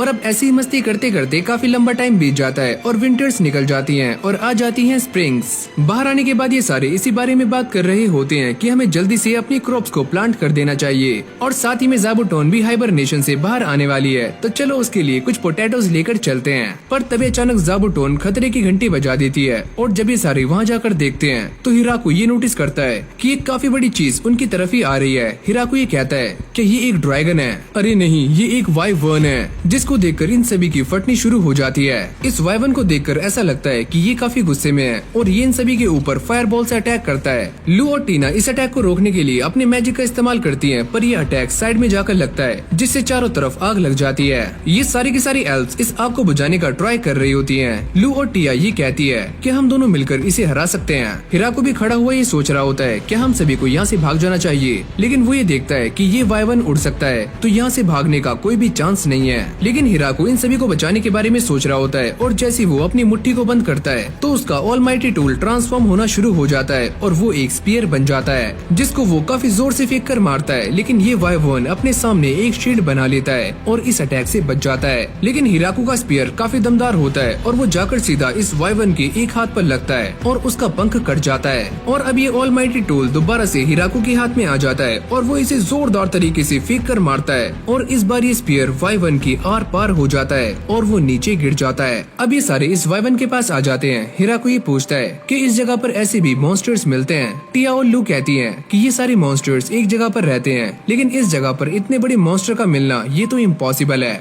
तो कहीं फिर ऐसा तो नहीं है कि किसी ने इस वाइवर्न को हमारे ऊपर अटैक करने के लिए भेजा हो। अरे नहीं, इसको देखकर ऐसा नहीं लग रहा है। मुझे ऐसा लगता है कि ये वाइवर्न किसी के कंट्रोल में नहीं था। तो चलो फिर ये एक रेयर इंसिडेंट हो सकता है। अब अगले सीन में ये सारे घर पर आ जाते हैं और इसी वाइवर्न को बनाकर खा रहे होते हैं। लू ये बताती है कि इस वाइवर्न का टेस्ट काफी अच्छा होता है। तो फिर क्या था, हिराकू इस वाइवर्न की काफी सारी डिशेस बना देता है, जिसको ये सारे बड़े चाव से खाते हैं। लू टिया से ये पूछती है क्या तुम हिराकू की उस अटैक को डॉज कर पाती, पर वो इस बात के लिए मना कर रही होती है क्योंकि वो अटैक काफी खतरनाक था और वाइवर्न भी उसे झेल नहीं पाया। और अभी दोनों इस बात को लेकर काफी खुश हो रही होती हैं कि जब वो दोनों इस विलेज के अंदर आई थी तो उनका सामना हिराकू के गुस्से से नहीं हुआ, वरना ये दोनों भी मारी जाती। अरे क्या हुआ, तुम दोनों बातें कर रही हो, क्या तुम्हें खाना अच्छा नहीं लगा? अरे नहीं नहीं, ये खाना तो एक नंबर है। और अब अगली सीन में हमें डीमन लॉर्ड का कासल दिखाया जाता है, जहाँ पर ये सारे इसी बारे में बातें कर रहे होते हैं कि किसी ने वाइवर्न को जान से मार दिया। और ये सुनने के बाद सारे के सारे लोग काफी चौंक जाते हैं क्योंकि वाइवर्न काफी स्ट्रॉन्ग होते हैं और यहाँ तक कि एक मिलिट्री के बराबर भी। हम एक ऐसे इंसान से लड़ नहीं सकते जिसने वाइवर्न को हराया हो। मुझे ऐसा लगता है कि मुझे अपनी जॉब छोड़ देनी चाहिए, मैं तो यहाँ से जा रहा हूँ। फिर हम यहाँ पर एक और ड्रैगन को देखते हैं जो कि गुच्ची से बात कर रहा होता है और वो ये कहता है क्या तुमने वो देखा? हाँ मैंने वो देखा। तुम्हें क्या लगता है अगर वो अटैक मेरे लगता तो मेरा क्या होता? वो अटैक तुम्हारे आर पार हो जाता और तुम भी मारे जाते। तो पक्का कोई न कोई बेवकूफी होगा जो उनके ऊपर अटैक करेगा। और अभी सारे दोबारा से खेतों में आ जाते हैं। हिराकू ये सोचता है कि कल मैंने जो वाइवर्न का मीट बनाया था उसमें कुछ तो मिसिंग था, तो चलो फिर वाइन बनाते हैं। और अभी सारे वाइन बनाने में लग जाते हैं और ये वाइन बनाने के लिए अंगूरों का इस्तेमाल कर रहे होते हैं। जब यहाँ पर काफी सारे अंगूर इकट्ठे हो जाते हैं तो अब बारी है इन्हें स्क्वीज करके इनका जूस निकालने की, जिसके लिए उन्होंने ये तामझाम बनाया हुआ होता है। हिराकू उन सभी से कहता है कि तुम सारे ये काम शुरू कर सकते हो, पर हाँ सर्कुलर मोशन में। और वो भी बैरल चेंज करने के लिए तैयार हो जाता है। लेकिन जब ये सारी लड़कियाँ इस काम को करती हैं तो वो एक दूसरे से टकरा रही होती हैं और अब वो ये डिसाइड करती हैं कि वो ये सारा काम एक रिदम में करेंगी। 1 2 1 2। अब ये सारी एल्फ सारा का सारा काम एक कोऑर्डिनेशन में करने के लिए एक गाने को गा रही होती हैं, जो कि ये अपने विलेज में गाया करती थी, जिससे सारा काम करना काफी आसान हो जाता है। और अब ये हिराकू को भी अपने साथ ज्वाइन कर लेती हैं और शाम होते होते इनके पास काफी सारा अंगूरों का रस हो जाता है, जिन्हें टोटल 16 बैरल्स के अंदर रखा जाता है। हिराकू ये कहता है कहीं ये ज्यादा तो नहीं है? अरे तुम टेंशन मत लो, हम इसे पीकर काफी जल्दी खत्म कर देंगे। गॉड भी ये सारी बातें सुन रहे होते हैं और वो ये कहते हैं कि देखो ये इंसान कितना एंजॉय कर रहा है, क्या अब तुम मुझे माफ कर सकते हो? और वो ये सारी बातें एग्रीकल्चर गॉड से कह रहे होते हैं और वो ये कहती हैं कि मैं तुम्हें माफ नहीं कर सकती। पहले तुम्हारी वजह से एक इनोसेंट इंसान मारा गया और बाद में तुमने उसे द फॉरेस्ट ऑफ डेथ में भेज दिया और साथ में तुमने उसे एक स्पीयर भी दे दिया। तुम जानते हो ना वो कितना खतरनाक है, पर मैंने ये सारा कुछ करने के लिए तुमसे परमिशन ली थी। तुमने इस बारे में मुझे कुछ भी नहीं बताया और तुम ये बात जानते हो ना कि वो स्पीयर अपने इस्तेमाल करने वाले की सारी लाइफ फोर्स को खींचकर उसे एक ही बार में खत्म कर सकता है। अरे तुम उसकी टेंशन मत लो, मैंने उसे एक हेल्दी बॉडी दी है जो कि काफी जल्दी रिकवर भी हो जाती है।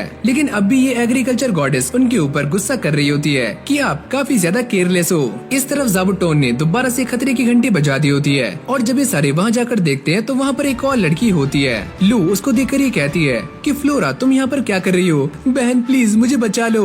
अब ये सारे उसे लेकर घर में आ जाते हैं, जहाँ पर फ्लोरा अपने आप को इंट्रोड्यूस करती है कि मेरा नाम है फ्लोरा और मैं भी एक वैम्पायर हूँ। हिराको उससे कहता है कि अब तुम यहाँ पर आ ही गई हो तो थोड़े दिन यहाँ पर रुक जाओ। वैसे मुझे अब भी इस बात पर बिलीव नहीं हो रहा है कि तुम लू के हस्बैंड हो। जैसे लू अपनी बहन को ये बताती है कि हिराको यहाँ का इंचार्ज है और उसने Y1 को भी हराया है, तो फ्लोरा अपनी गलती को एक्सेप्ट कर लेती है। प्लीज मुझे माफ कर दो, मेरे मुंह से निकल गई। अब इन सभी की बातों से हिराको को एक बात और क्लियर हो जाती है कि ये सारे के सारे पेट्स डॉग्स नहीं है, ये वुल्फ्स हैं, जिन्हें इन्फर्नो वुल्फ्स कहा जाता है। अब अगली सीन में ये सारे बैठकर खाना खा रहे होते हैं और फ्लोरा को ये खाना काफी पसंद आता है और वो ये पूछती है कि ये व्हाइट चीज क्या है। हिराको उससे कहता है कि ये है टोफू, जो कि मैंने काफी मेहनत से बनाया है और वैसे मैं मिसो और सोया सॉस भी बनाना चाहता हूँ। लेकिन ये सारी बातें उन सभी के सर के ऊपर से जारी होती हैं। हिराको उन्हें सारा कुछ समझाता है कि आखिरकार फर्मेंटेड फूड क्या होता है, जैसे कि चीज और वाइन, जो कि इस वर्ल्ड में भी एग्जिस्ट करते हैं। लेकिन यहाँ के लोगों को उस माइक्रो ऑर्गेनिज्म के बारे में नहीं पता जिससे कि फर्मेंटेशन होता है। फ्लोरा इन सारी बातों को सुनने के बाद उन्हें नोट करना शुरू कर देती है। हिराको ये सोचता है कि ये भी बिल्कुल अपनी बहन की ही तरह है। और अब कुछ दिनों के बाद फ्लोरा इस विलेज से जा रही होती है और वो ये कहती है कि मैं सभी को मिसो और सोया सॉस के बारे में जरूर बताऊंगी।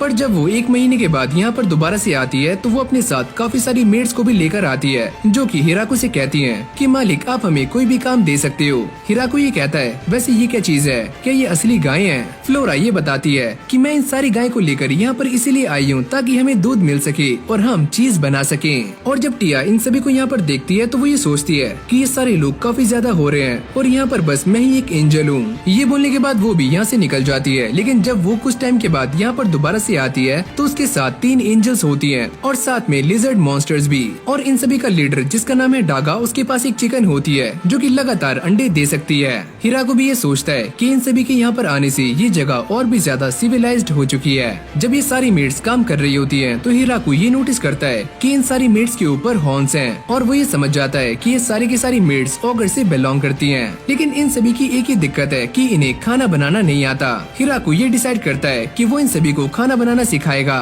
थोड़ी मेहनत करने के बाद वो इन सभी को खाना बनाना भी सिखा देता है और वो ये समझ जाता है कि ये सारी के सारी मेड्स काफी स्ट्रॉन्ग हैं। हिराको ये बताता है कि सारे के सारे लिजर्ड मैन कंस्ट्रक्शन का काम कर रहे हैं क्योंकि उनके पास 16 का डोला है और 46 की छाती। पर ये सारे के सारे लिजर्ड्स एक जैसे दिखते हैं तो वो इनके लीडर के हाथ में एक स्कार्फ बांध देता है जिसका नाम है डागा, ताकि उसे पहचाना जा सके। अगली सीन में हम ये देखते हैं कि लिया यहाँ पर और भी ज्यादा एल्फ्स को लेकर आ जाती है। हिराको उनको देखकर ये कहता है कि यहाँ पर लड़कियाँ काफी ज्यादा हो रही हैं, क्या कोई भी लड़का नहीं बचा? और लिया उसे मना करती है कि सारे के सारे लड़के मारे गए। अब कुछ दिनों के बाद हिराको सारे के सारे रिप्रेजेंटेटिव को यहाँ पर बुला लेता है और वो ये कहता है कि हमारे गाँव में काफी सारे लोग हो चुके हैं और मैं ये सोच रहा हूँ कि इसका एक नाम रखा जाए। पर इन सभी को ये समझ नहीं आता कि वो इस विलेज का नाम क्या रखें। और तभी ज़ाबुटोन हिराको को ये गेट खोलने के लिए कहती है और जैसे हिराको इस गेट को खोलकर देखता है तो उसके सामने काफी बड़ा वही ट्री होता है और हिराको ये डिसाइड करता है कि हम इस विलेज का नाम रखते हैं द ग्रेट ट्री विलेज। अब रात में ये सारे आग जलाकर एक साथ इकट्ठे हो जाते हैं। हिराको इन सभी से कहता है कि फाइनली हमने अपने विलेज का नाम रख लिया है, तो चलो फिर पार्टी करते हैं। सारे लोग इस बात से काफी खुश हो जाते हैं। हिराको कहता है कि हमारी ये पार्टी बिना वाइन के अधूरी है, तो इसे पियो और मस्ती करो। और अभी सारे लोग उसे मेयर कहकर बुला रहे होते हैं और वो ये सुनने के बाद काफी शॉक्ड हो जाता है, क्या मेयर और मैं, पर हमने ये डिसाइड नहीं किया है। और लू उसे सारी बातें समझाती है कि ये सारे लोग तुम्हें मेयर मानते हैं। और अभी सारे लोग दोबारा से मस्ती करना शुरू कर देते हैं और साथ में हिराको भी इन सभी को ज्वाइन कर लेता है। और जब ये सारे थक जाते हैं तो हिराको टिया के पास आकर बैठ जाता है और वो ये कहता है कि मुझे अब भी इन सारी बातों पर बिलीव नहीं हो रहा है। मुझे ऐसा लगता है कि ये सारा कुछ एक सपना है, लेकिन ऐसा कुछ भी नहीं है, ये सारा कुछ एकदम सच है। और अब से हम सारे एक साथ रहने वाले हैं, वो भी इस विलेज में जिसका नाम है द ग्रेट ट्री विलेज। ये बोलते ही वो दोनों चीयर्स करते हैं और यहाँ पर लू की सुलग रही होती है। ये काफी गलत बात है। अब हिराको अपने पेड़ के पास खड़ा हुआ ये सोच रहा होता है कि मैं यहाँ का मेयर बन चुका हूँ, लेकिन मेरे सारे के सारे काम अब भी वैसे के वैसे ही हैं। तभी ज़ाबुटोन खतरे की घंटी बजा देती है और जैसे हिराको वहाँ जाकर देखता है तो उसे ये पता चलता है कि उससे मिलने के लिए डिमोनिक किंगडम से एक बंदा आया हुआ है जिसका नाम है बीजल। और वो ये कहता है कि मैं यहाँ के लीडर से बात करना चाहता हूँ, मेरा नाम है हिराको और मैं यहाँ का मेयर हूँ। वो हिराको को एक गिफ्ट देता है और वो ये कहता कहता है कि डीमन लॉर्ड यहाँ के सेटलमेंट के बारे में बात करना चाहते हैं। हिराको ये सुनने के बाद समझ जाता है कि लू ने भी उसे इस बारे में बताया था कि ये लैंड डीमन लॉर्ड से बिलोंग करता है। और अब उसके मन में अलग अलग तरह के सवाल उठने शुरू हो जाते हैं कि डीमन लॉर्ड मुझसे यहाँ पर रहने का टैक्स लेने वाले हैं या फिर वो ये चाहते हैं कि मैं इस जगह को खाली करके चला जाऊँ। अब ये सारी बातें सोचने के बाद वो बीजल से कहता है कि तुम डीमन लॉर्ड से कह दो कि वो हमें इस जमीन पर रहने दें और हम उन्हें टैक्स देने के लिए तैयार हैं। साथ ही में वो ये कहता है कि हम तुम्हें फसल का 10% देने वाले हैं। और जैसे बीजल ये सुनता है तो वो काफी शॉक्ड हो जाता है, कहीं मैंने कम तो नहीं कह दिया। बीजल उससे कहता है क्या तुम इस सेटलमेंट के लिए तैयार हो? अरे हाँ, मैं इसके लिए तैयार हूँ, लेकिन आपको हमारी फसल उठाने के लिए विंटर से पहले आना होगा। और बीजल इस बात के लिए मान जाता है। अब अगले सीन में हिराको इस सेटलमेंट के ऊपर साइन कर देता है और वो ये सोचता है कि इसके बदले में हम इन्हें अपनी फसल का 10% देने वाले हैं, पर हम इन्हें दूध, दही और बाकी चीजें नहीं देंगे, उसके लिए इन्हें ट्रेड करना होगा। अब बीजल के जाने से पहले हिराको उसको एक गिफ्ट दे देता है, जिसके बाद बीजल यहाँ से चला जाता है। और अब वो इन दोनों से पूछ रहा होता है क्या मैंने सही किया? और लू उससे कहती है कि तुमने एकदम सही काम किया,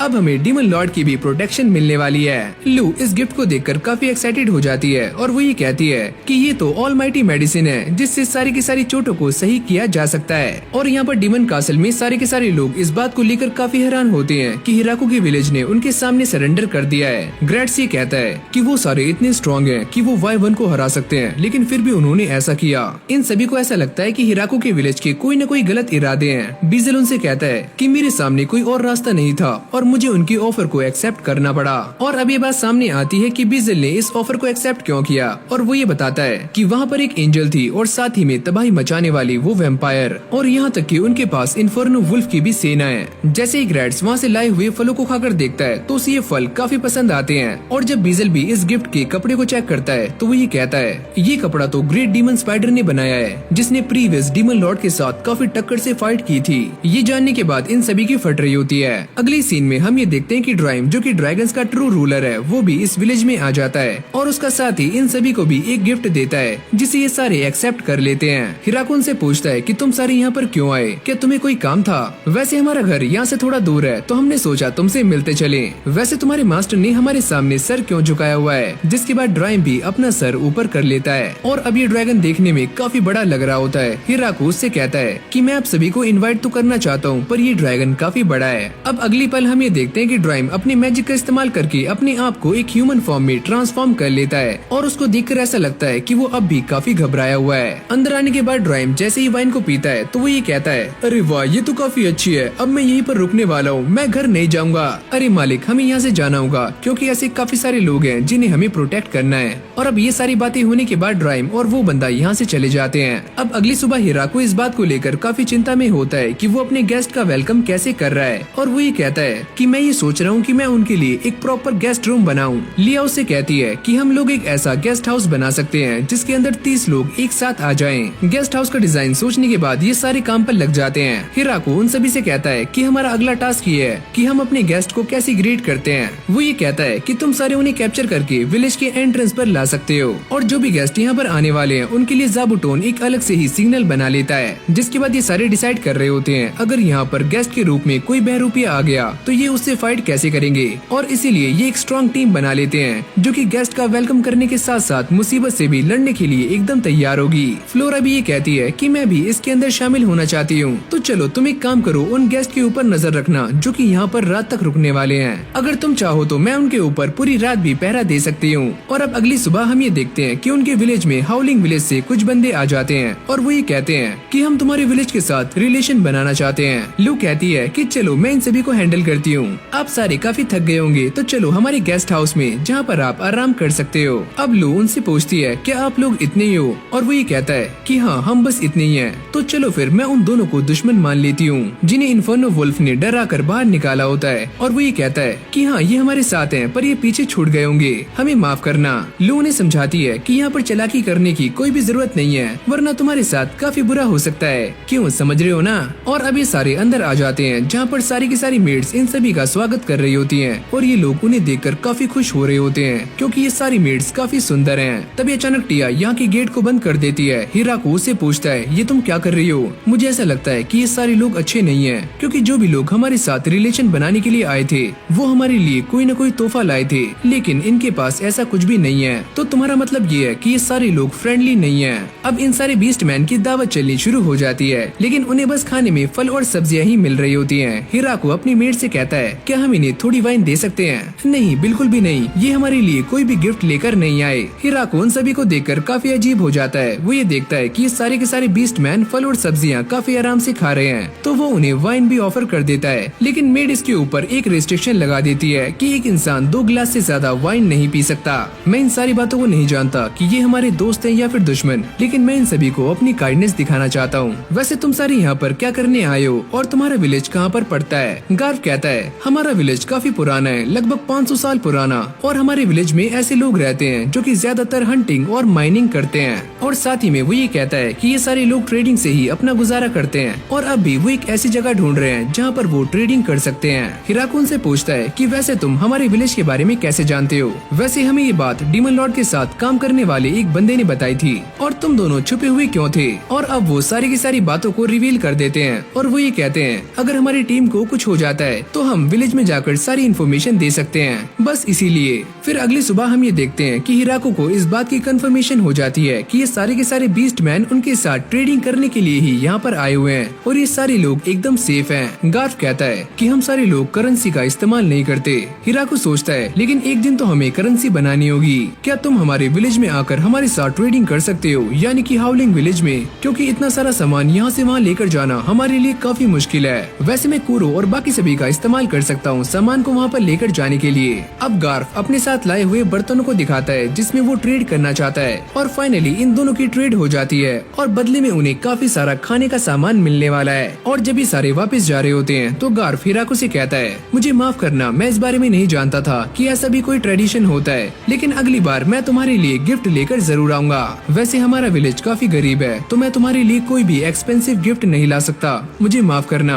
अरे यार, तुम इसकी टेंशन मत लो, और वैसे भी गिफ्ट से ज्यादा फीलिंग्स मैटर करती हैं। और फिर अगली सीन में हम ये देखते हैं कि हिराको सारे के सारे सामान को हावलिंग विलेज में पहुंचा रहा होता है, और वो ये कहता है कि मुझे ऐसा लगा था कि ये सारा सामान लेकर मैं वहाँ पर जाऊंगा, पर लो उसको मना कर देती है कि तुम यहाँ की मेयर हो और तुम वहाँ पर कैसे जा सकते हो। टिया कहती है कि मैं तुम्हारे बदले में ट्रेडिंग कर सकती हूँ, और इन सभी को वहाँ पर जाने में काफी लंबा टाइम लगने वाला था, पर ड्राइम इस चीज के लिए मान जाता है, और वो ये कहता है कि मैं इन सभी को वहाँ पर लेकर चला जाऊंगा, लेकिन बदले में मुझे काफी सारी वाइन चाहिए। अब वो इन सभी को लेकर वहाँ पर पहुँच जाता है, और कुछ दिनों के बाद ये सारे वापस भी आ जाते हैं। हिराको उनसे पूछता है कि सारा कुछ कैसा रहा। टिया ये बताती है कि शुरू में वो सारे लोग थोड़े से हिचकिचा रहे थे, लेकिन जब मैंने उन्हें कुछ सैंपल्स दिए तो ये सैंपल्स उन्हें काफी ज्यादा पसंद आए, और उन सभी ने हमारे साथ ट्रेड भी कर लिया। लेकिन यार, उन सभी ने मेरी सारी की सारी वाइन भी खत्म कर दी। अरे कोई बात नहीं, तुम शाम में और ले लेना। अरे वाह, तुम काफी अच्छे हो। अब टिया ये बताती है कि हाउलिंग विलेज के मेयर ये चाहते हैं कि वहाँ के कुछ लोग यहाँ पर रहने के लिए आए।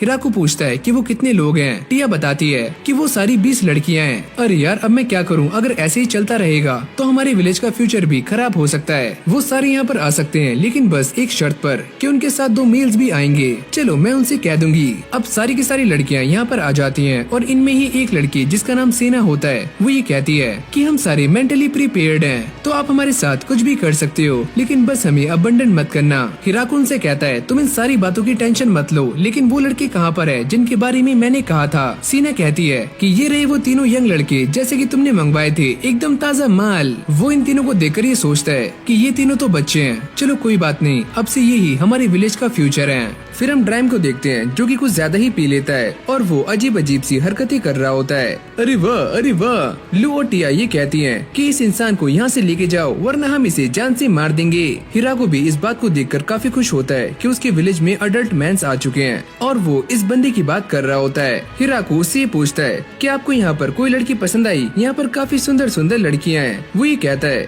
कि मुझे इनमें से कोई भी लड़की पसंद नहीं है, ये सारी काफी छोटी है, और मुझे ऐसी लड़कियाँ पसंद आती है जिनके दाढ़ी हो। इस आदमी को देखकर मुझे ऐसा लगता है कि यहाँ पर कल्चरल डिफरेंस काफी ज्यादा है। अब हिराको अपने ऑलमाइटी टूल को लेकर दोबारा से फील्ड में जा रहा होता है, लेकिन तभी अचानक वो नोटिस करता है कि उसके सामने से एक ड्रैगन यहाँ पर आ रहा है। हिराको को ऐसा लगता है कि ये ड्रैगन उसके ऊपर अटैक करने वाला है, तो वो भी अपने ऑलमाइटी टूल को एक्टिवेट कर लेता है। लेकिन तभी अचानक हम ये देखते हैं कि यहाँ पर ड्राइम आ जाता है, जो कि इस ड्रैगन को रुका लेता है, और अब ये दोनों बातें कर रहे होते हैं। तभी एक और ड्रैगन हिराको पर अटैक करने के लिए सामने से आता है। हिराको हिराको अपना स्पीयर निकालकर उसके ऊपर फेंक कर मारता है, जो कि उसके साइड से निकल जाता है। हिराको ये समझता है कि ये सारे ड्रैगन उसे यहाँ पर जान से मारने के लिए आए हैं, लेकिन तभी अचानक ये बंदा सामने आ जाता है और वो ये कहता है, अरे थांबा थांबा, ये सारे हमारे दुश्मन नहीं है, रुक जाओ। अब ये बात सामने आती है कि ये दोनों ही ड्राइम के फैमिली वाले हैं। ये है उसकी बेटी और ये है उसकी वाइफ। मुझे माफ करना, मेरी बेटी और मेरी वाइफ यहाँ पर आना चाहते थे और वो ये देखना चाहते थे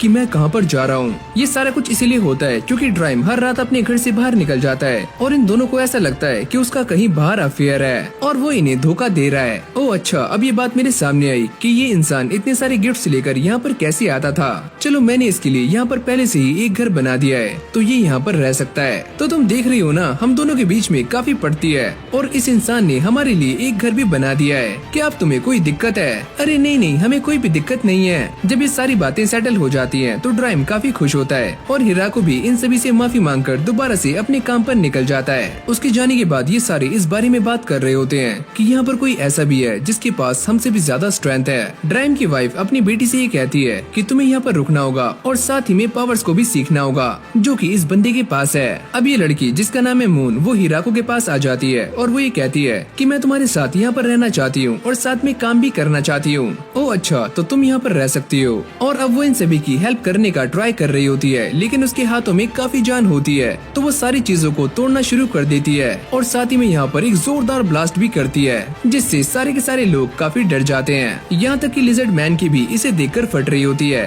हिराको इसको देखकर ये सोचता है कि ड्राइम ने मुझसे कहा था कि इस लड़की को कोई काम देना है, लेकिन मैं इस बात को लेकर काफी परेशान हूँ कि मैं इसे क्या काम दूं, जबकि सारे के सारे वुल्फ भी इससे डर रहे हैं। अगले सीन में हम बीजल को देखते हैं जो कि डिमोनिक किंगडम से यहाँ पर आ जाता है, लेकिन तभी उसके सामने मून आ जाती है और वो ये कहती है, अब से मैं ही यहाँ की इंचार्ज हूँ और मेरा नाम है लेस्टी मून और तुम मुझे लेस्टी कह सकते हो। ये सुनने के बाद बीजल के हाव भाव चेंज हो जाते हैं। वो ये कहती है, लास्ट टाइम आप जो सामान लेकर यहाँ से गए थे वो इस बार स्टॉक में नहीं है, तो आप एक काम कर सकते हो, अब स्ट्रॉबेरी ट्राई करो। इस तरफ बीजल की काफी फट रही होती है क्योंकि वो इस बात को जान चुका है कि आखिरकार लेस्टी कौन है और वो ये कहता है कि हाँ तुम एक काम करो, मेरे 10 पैकेट्स पैक कर दो।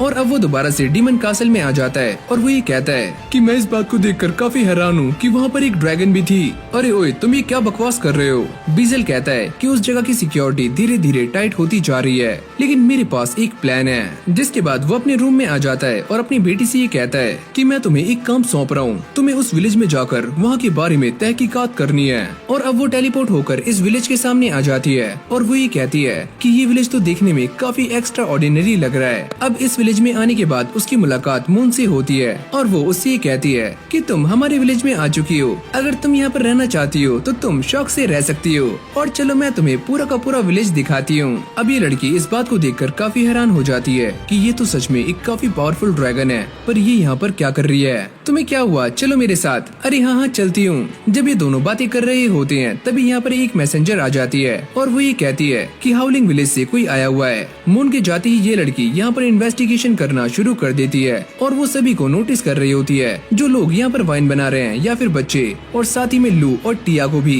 इन सभी को देखकर उसकी काफी ज्यादा फट रही होती है और वो ये समझ जाती है कि इन सभी को एक साथ हराना काफी मुश्किल है, क्योंकि यहाँ पर इन्फर्नो वुल्व्स भी हैं और साथ ही में ये स्पाइडर भी, जो कि काफी ज्यादा स्ट्रॉन्ग है। अब वो इन सारी बातों को अपनी डायरी में नोट कर लेती है, लेकिन तभी अचानक वो ये देखती है कि सामने से हिराको जा रहा है और वो ये सोचती है कि यहाँ पर एक इंसान क्या कर रहा है। वैसे तुम कौन हो और यहाँ पर क्या कर रही हो? क्या तुम यहाँ पर खो गई हो? तुम बस एक मामूली से इंसान हो और मैं तुम्हारी बातों का जवाब क्यों दूं? ये बोलने के बाद वो यहाँ से भाग जाती है। हिराको ये सोचता है पता नहीं ये क्या बकवास कर रही थी। यहाँ पर मून के पास आने के बाद वो ये कहती है कि बाहर मैंने एक इंसान देखा और वो इंसान यहाँ पर क्या कर रहा है। मून उसे बताती है कि वो इंसान काफी स्ट्रॉन्ग है और शायद तुम उसे जानती नहीं हो, और ये वही इंसान है जिसने मेरी मॉम तक को भी डिफीट कर दिया था। ये सुनते ही उसके हाव भाव चेंज हो जाते हैं और वो ये सोचती है कि वो इंसान सच में काफी स्ट्रॉन्ग है और मैंने उसे हेलो हाई भी नहीं कहा। ये मुझसे काफी बड़ी गलती हो गई है। जब अगली सुबह ये सारे काम कर रहे होते हैं तभी हिराको यहाँ पर आ जाता है और जैसे ये लड़की उसको देखती है तो सबसे पहले ये उसे गुड मॉर्निंग विश करती है और साथ ही में काफी डर भी रही होती है, क्योंकि वो कल वाली गलती को दोबारा से दोहराना नहीं चाहती। जिसके बाद बाद हमारा सीन शिफ्ट हो जाता है और हम आ जाते हैं नेक्स्ट डे पर, जहाँ पर हिराकू ये कहानी सुना रहा होता है कि उसने जिन स्लाइम्स का इस्तेमाल पानी को प्यूरिफाई करने के लिए किया था, अब वो स्लाइम्स काफी बढ़ते जा रहे हैं और इन सभी के कलर्स भी अलग अलग हो चुके हैं, क्योंकि इन सभी की एबिलिटीज भी अलग अलग हैं और सारे के सारे स्लाइम्स हार्मलेस होते हैं। तो किसी ने भी इस बात को नोटिस नहीं किया कि वो सारे बड़े भी हो रहे हैं। इस तरफ ये लड़कियां इस बात को देखकर काफी शॉक्ड हो जाती हैं कि उनके सामने एक स्लाइम है जिसने काफी चढ़ा ली है और वो ये कहती हैं कि इसे पक्का सजा मिलनी चाहिए, इसने पूरा का पूरा बैरल खाली कर दिया है। तभी हिराकू यहाँ पर आ जाता है और वो ये कहता है कि सारे लोग शांत हो जाओ, क्यों ना इसका फैसला वोटिंग से करते हैं। और अब ये ट्रायल शुरू हो जाता है, जहाँ पर सारी की सारी लड़कियाँ इस स्लाइम को गिल्टी बता रही होती हैं और वो ये तक भी कहती हैं कि इस स्लाइम को धूम में छोड़ दो, ये अपने आप ही मारा जाएगा। हिराकू उन सभी को शांत करता है और वो ये कहता है चलो एक काम करते हैं, इसको इसके अंदर बंद कर देते हैं। लेकिन तभी फ्लोरिम यहाँ पर आ जाती है और वो ये कहती है अगर हम इस स्लाइम को इसके अंदर बंद भी कर दें तो भी उसके एक्शन चेंज नहीं होंगे, क्योंकि एक स्लाइम वही करता है जो कि वो कर सकता है। हिराकू ये कहता है तुम्हारी बात में दम तो है। अब इस दिन के बाद से इस स्लाइम की एक न्यू जर्नी शुरू हो जाती है और जब भी यहाँ पर कोई भी सेलिब्रेशन होता है तो ये स्लाइम उसको ज्वाइन करता है। अब अगली सीन में ये सारे घर में बैठकर आराम से खाना खा रहे होते हैं और खाने को एंजॉय कर रहे होते हैं। हिराकू ये कहता है ये खाना मुझे काफी अच्छा लगता है, लेकिन अगर सी फूड भी होता तो इस खाने को खाने में और भी ज्यादा मजा आता। पर इन सभी को सी फूड के बारे में धेले पैसे की भी नॉलेज नहीं होती। हिराकू उन सभी को बताता है कि सी फूड का मतलब है जैसे कि क्रैब, कॉड और मॉन्गफिश, कुछ ऐसा ही। और साथ ही में वो ये कहता है कि हम कॉम्बो को यूज करके सूप भी बना सकते हैं। ये सारी बातें सुनने के बाद लड़कियां काफी शॉक्ड हो जाती हैं और उन्हें ऐसा लगता है कि कॉम्बो एक तरह का मॉन्स्टर है जो कि काफी बड़ा होता है। और तभी फ्लोरिम इन सभी को बताती है कि डिमोनिक किंगडम की बाउंड्री पर एक पोर्ट है और हम सारे वहाँ पर जा सकते हैं। ये बात सुनने के बाद मून उसके साथ जाने के लिए रेडी हो जाती है और अब ये दोनों वहाँ के लिए निकल जाते हैं। जब ऐसे ही कुछ दिन बीत जाते हैं तो ये दोनों लड़कियाँ वहाँ के प्रेसिडेंट को लेकर यहाँ पर आ जाती हैं, जो कि इन सभी के लिए सी फूड लेकर यहाँ पर आते हैं और इस बंदे का नाम है माइकल। यहाँ पर वो हिराकू और इन सभी के लिए अलग अलग तरह की फिशेस को लेकर आता है और वो ये कहता है आपने हमसे जो कॉम्बो मंगवाया था हमारे मछुआरे उसे आमतौर पर पानी में फेंक देते हैं, लेकिन मैं अगली बार से ख्याल रखूंगा कि मैं आपके लिए वो भिजवा सकूं। और अब वो हिराकू से ये कहता है कि मेरे यहाँ पर आने के 2 रीजंस थे, पहला मैं आपसे मिलना चाहता था और दूसरा मेरे पास कुछ अपॉर्चुनिटीज हैं जो कि मैं आपके साथ शेयर करना चाहता हूँ। इसके साथ वो हिराकू से ये कहता है कि मैं आपके विलेज का गवर्नमेंट परवेयर बनना चाहता हूँ। तभी लू ये सारी बातें क्लियर करती है कि एक गवर्नमेंट परवेयर वो होता है जो कि हमारे विलेज की सारी बातों को हैंडल करेगा और सारी डील्स को भी। वैसे मैं फालतू की बातों में अपना टाइम खराब नहीं करता, मुझे जो भी कहना है मैं वो सीधा कहता हूँ। जिसके बाद वो इन सभी को ये बताता है कि तुम्हारी फसलें और अंगूर काफी ज्यादा अच्छे हैं और मैं तुम्हें इनके काफी अच्छे दाम भी दिला सकता हूँ। ये सारी बातें हिराकू के सर के ऊपर से जा रही होती हैं, पर लू उसे बताती है हमारे आसपास ऐसे काफी सारे विलेजेस हैं जो कि ट्रेड करना चाहते हैं और हम भी उनके साथ ट्रेड कर सकते हैं। अब इन सभी की ऐसे ही बिजनेस वाली बातें चलती रहती हैं और तभी माइकल ये कहता है कि इस बार मैंने तुम सभी से काफी बातें कर ली हैं, लेकिन अगली बार जब मैं आऊंगा तो हम सारे वाइन के बारे में बातें करेंगे। और तभी मोन उसके पीछे आ जाती है और वो ये कहती है कि वो हम तुम्हें नहीं देंगे। और ये सुनते ही माइकल की काफी फट जाती है और वो यहाँ से चला जाता है। वो जाते हुए सोच रहा होता है कि मैंने आज एक काफी डरावने ग्रुप के साथ अपनी डील की है, पर ये डील काफी बड़ी थी। इस तरफ हिराकू ने सी फूड बना लिया होता है जिसे ये सारे काफी आराम से खा रहे होते हैं और इन सभी को काफी मजा भी आता है। और तभी अचानक हम ये देखते हैं कि इस विलेज के ऊपर दोबारा से एक ड्रैगन ने अटैक कर दिया होता है। हिराकू उसको देखकर ये सोचता है कि ये ड्रैगन सच में काफी स्ट्रॉन्ग है और मुझे ऐसा लगता है कि वो एंजल्स भी इसका सामना नहीं कर पाएंगी। अब ये ड्रैगन हिराकू को चिढ़ाना शुरू कर देता है, अरे आओ आओ फाइट करो।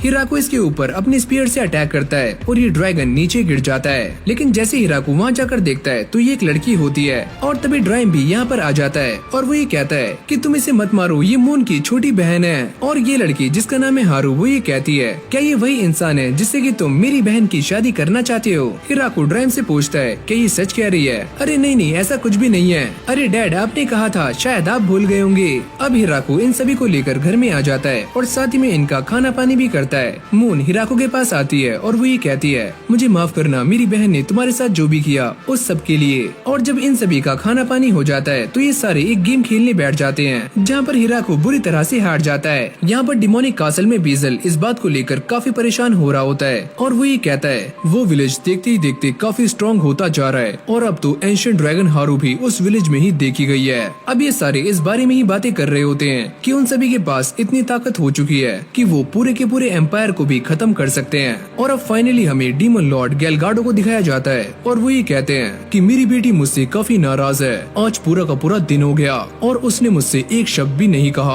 डीमन कासल के अंदर ही हम कुछ और लड़कियों को देखते हैं जो कि प्रिंसेस से ये कह रही होती हैं क्या उन्होंने उसे बंदी बनाकर रखा होगा। डीमन लॉर्ड की बेटी यानी कि प्रिंसेस ये कहती है कि अपनी सारी की सारी सेना को तैयार कर लो और हम तुम्हें बचाने के लिए आ रहे हैं फ्लोरियम। फिर हम फ्लोरियम को देखते हैं जो कि यहाँ के विलेज का सारा अकाउंट संभाल रही होती है, लेकिन तभी यहाँ पर बीजल आ जाता है और वो उसे पूछती है कि तुम यहाँ पर क्या कर रहे हो, वो भी इतनी रात में। और बीजल ये कहता है मैंने ये सुना है कि प्रिंसेस अपनी सेना को एकजुट कर रही है ताकि वो हमारे विलेज पर अटैक कर सके और ये काम किसी और का नहीं है बल्कि उन तीनों का है। वो ये पूछती है कि वो लोग कहाँ पर अटैक करने वाले हैं, कहीं और नहीं बल्कि यहीं पर द ग्रेट ट्री विलेज में। ये सुनने के बाद वो काफी चौंक जाती है, लेकिन मैंने अपनी रिपोर्ट्स में ये कहा था कि ये विलेज काफी स्ट्रॉन्ग है और हमें इसके ऊपर अटैक नहीं करना चाहिए। मैंने डीमन लॉर्ड को ये बात समझाने की काफी कोशिश की, लेकिन वो अपनी बेटी के आगे किसी की भी नहीं सुनते। ये दोनों ही इस बात को लेकर काफी पैनिक हो रहे होते हैं कि इस विलेज के ऊपर अटैक होने वाला है। फ्लोरिम ये पूछती है तो मैं क्या करूँ,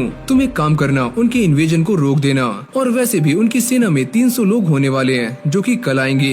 अब ये दोनों डिसाइड करते हैं कि वो अपनी थोड़ी सी आर्मी का इस्तेमाल करने वाले हैं उन सभी को डराने के लिए, क्योंकि अगर बाकी के लोग वहाँ पर गए तो पूरा का पूरा डिमोनिक किंगडम भी तबाह हो सकता है। और अगले दिन हम ये देखते हैं कि ये सारे के सारे उन मिलिट्री वालों को यहाँ से डराकर भगा देते हैं। ये सारा कुछ करने के लिए फ्लोरिम ने ही इनसे कहा होता है और बदले में इन्हें एप्पल्स के 10 बॉक्स मिलने वाले हैं। जिसके बाद वो तीनों की तीनों लड़कियाँ यहाँ पर आ जाती हैं। हिराको ये कहता है कि ये तीनों डरी हुई क्यों हैं? ये तीनों यहीं पर रहने वाली हैं क्योंकि इन तीनों ने एक काफी बड़ी गलती कर दी है और यहाँ पर रहकर इन सभी को काम करना होगा, वरना मैं इन तीनों को ही खत्म कर दूंगी। और पास ही में हम एक और लड़की को भी देखते हैं जिसका नाम है यूरी और वो यहाँ पर यहाँ का काम देखने के लिए आई होती है। हिराको ये कहता है कि तुम इन्हें पूरा विलेज दिखा सकती हो और मैं चला काम करने।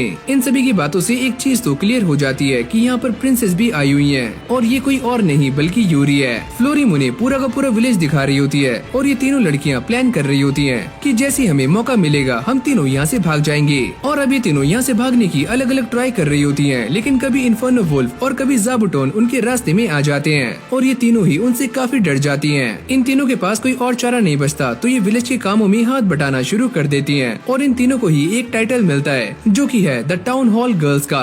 इस तरफ यूरी और फ्लोरिम जब बाहर खेल रहे होते हैं तो यूरी को अपनी गलती पर पछतावा होता है और वो ये कहती है कि मुझसे काफी बड़ी गलती हो सकती थी अगर मैं इस विलेज के ऊपर अटैक करवा देती।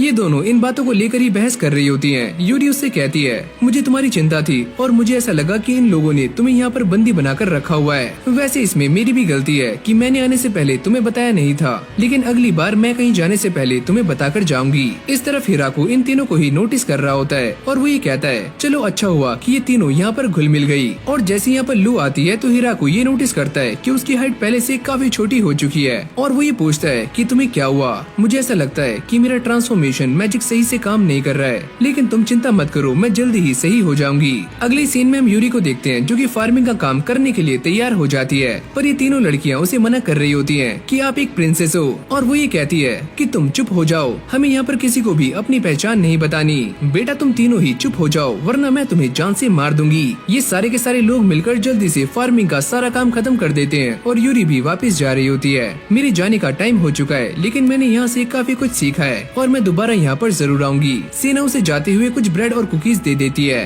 पर ये तीनों लड़कियाँ यहाँ से जाने से मना कर देती हैं। हमें यहाँ पर काफी कुछ सीखना है तो हम बाद में आएंगे। और अगले सीन में हम दोबारा से डीमन किंग गेलगार्डो को देखते हैं और वो ये कहते हैं कि जब से मेरी बेटी उस विलेज से वापस आई है तो वो मुझसे कुछ सही से बात नहीं कर रही है, कहीं उसे कोई लड़का पसंद तो नहीं आ गया, अगर ऐसा हुआ तो मैं उसे जान से मार दूंगा। फिर हमारा सीन दोबारा से विलेज पर आ जाता है जहाँ पर विंटर्स के लिए हार्वेस्टिंग होनी शुरू हो चुकी है। हिराको ये कहता है कि इस बार की फसल तो पहले से भी काफी ज्यादा हुई है, हमारे पास इसे रखने की जगह भी नहीं है। ये सारे हिराको से परमिशन लेते हैं कि क्या वो इनमें से थोड़ी फसलों को अपने घर पहुँचा सकते हैं। हिराको इसके लिए मान जाता है, लेकिन वो हारू से ये पता करता है कि तुम्हारे पेरेंट्स कौन है, और जब वो अपने पेरेंट्स के बारे में बताती है तो टिया ये समझ जाती है कि वो दोनों कौन है। फिर हम लास्ट टाइम उनको देखते हैं जो कि माइकल के पास आई हुई होती है और वो ये कहता है कि हमारे ट्रेड करने के बीच में एक डीमन आ रहा है, क्या तुम उसे जान से मार सकती हो। मून उसे बड़ी आराम से मार देती है और उसका मीट लेकर हिराको के पास आ जाती है। और इस तरफ हारू भी नॉर्थ में जाने के बाद दोबारा से वापस आ चुकी थी,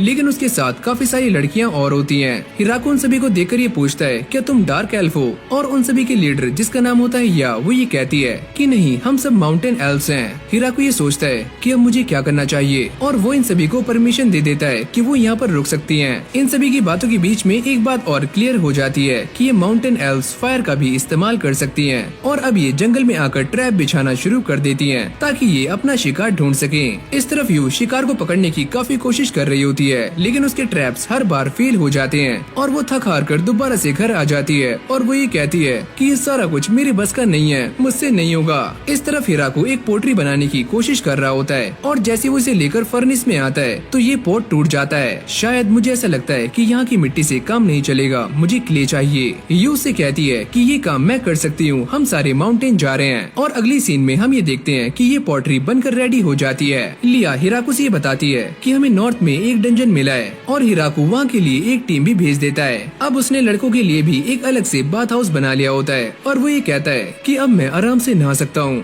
इस तरफ फ्लोरिम ने इन तीनों लड़कियों को यहाँ पकड़ लिया होता है और वो ये पूछती है कि तुम यहाँ पर क्या कर रही थी, मुझे सच सच बताना वरना मैं तुम्हारे साथ क्या कर सकती हूँ, ये तुम जानती हो। और वो ये कहती है कि हम तीनों यहाँ पर इसीलिए आए थे ताकि हम मेयर की कमर को सहला सकें और उनके और भी ज्यादा करीब हो सकें। अब कुछ दिनों के बाद ये इन्वेस्टिगेशन टीम वापस आ जाती है और वो ये कहती है कि उस डंजन के अंदर एक ब्लड वाइपर है। हिराको ये कहता है क्या ये वाला? वो ये कहती है कि हम उसे मारकर उसका मीट यहाँ पर लाने वाले हैं। हिराको ये कहता है कि वो क्यों? यू से कहती है कि उसके अंदर काफी सारे प्रोटीन और विटामिन होते हैं और हाँ एक बात और, उसे खाने के बाद हस्बैंड और वाइफ के बच्चे काफी जल्दी हो जाते हैं। तो एक काम करते हैं, हम उसे बाद में हंट करेंगे, क्यों है ना? पर ये लड़कियां नहीं मानती। अब ऐसे ही टाइम बीतता जाता है और दोबारा से विंटर्स आ जाती हैं और फिर हम लू को देखते हैं जिसकी तबीयत थोड़ी सी खराब होती है। हिराको उससे पूछता है तुम्हें क्या हुआ? और वो ये कहती है अरे मैं ठीक हूँ और बाकी भी जल्दी हो जाऊंगी, मुझे बस थोड़ा सा जुकाम है। तभी सेना उससे ये पूछती है क्या तुम्हारा खट्टा खाने का मन कर रहा है? लू ये कहती है कि हाँ हाल फिलहाल में मेरा खट्टा खाने का काफी मन कर रहा है। ये सुनने के बाद हिराको थोड़ा सा पैनिक हो जाता है। सेना ये बताती है कि हमारे विलेज में भी एक लड़की के साथ ऐसा ही हुआ था। हिराको ये पूछता है फिर क्या हुआ?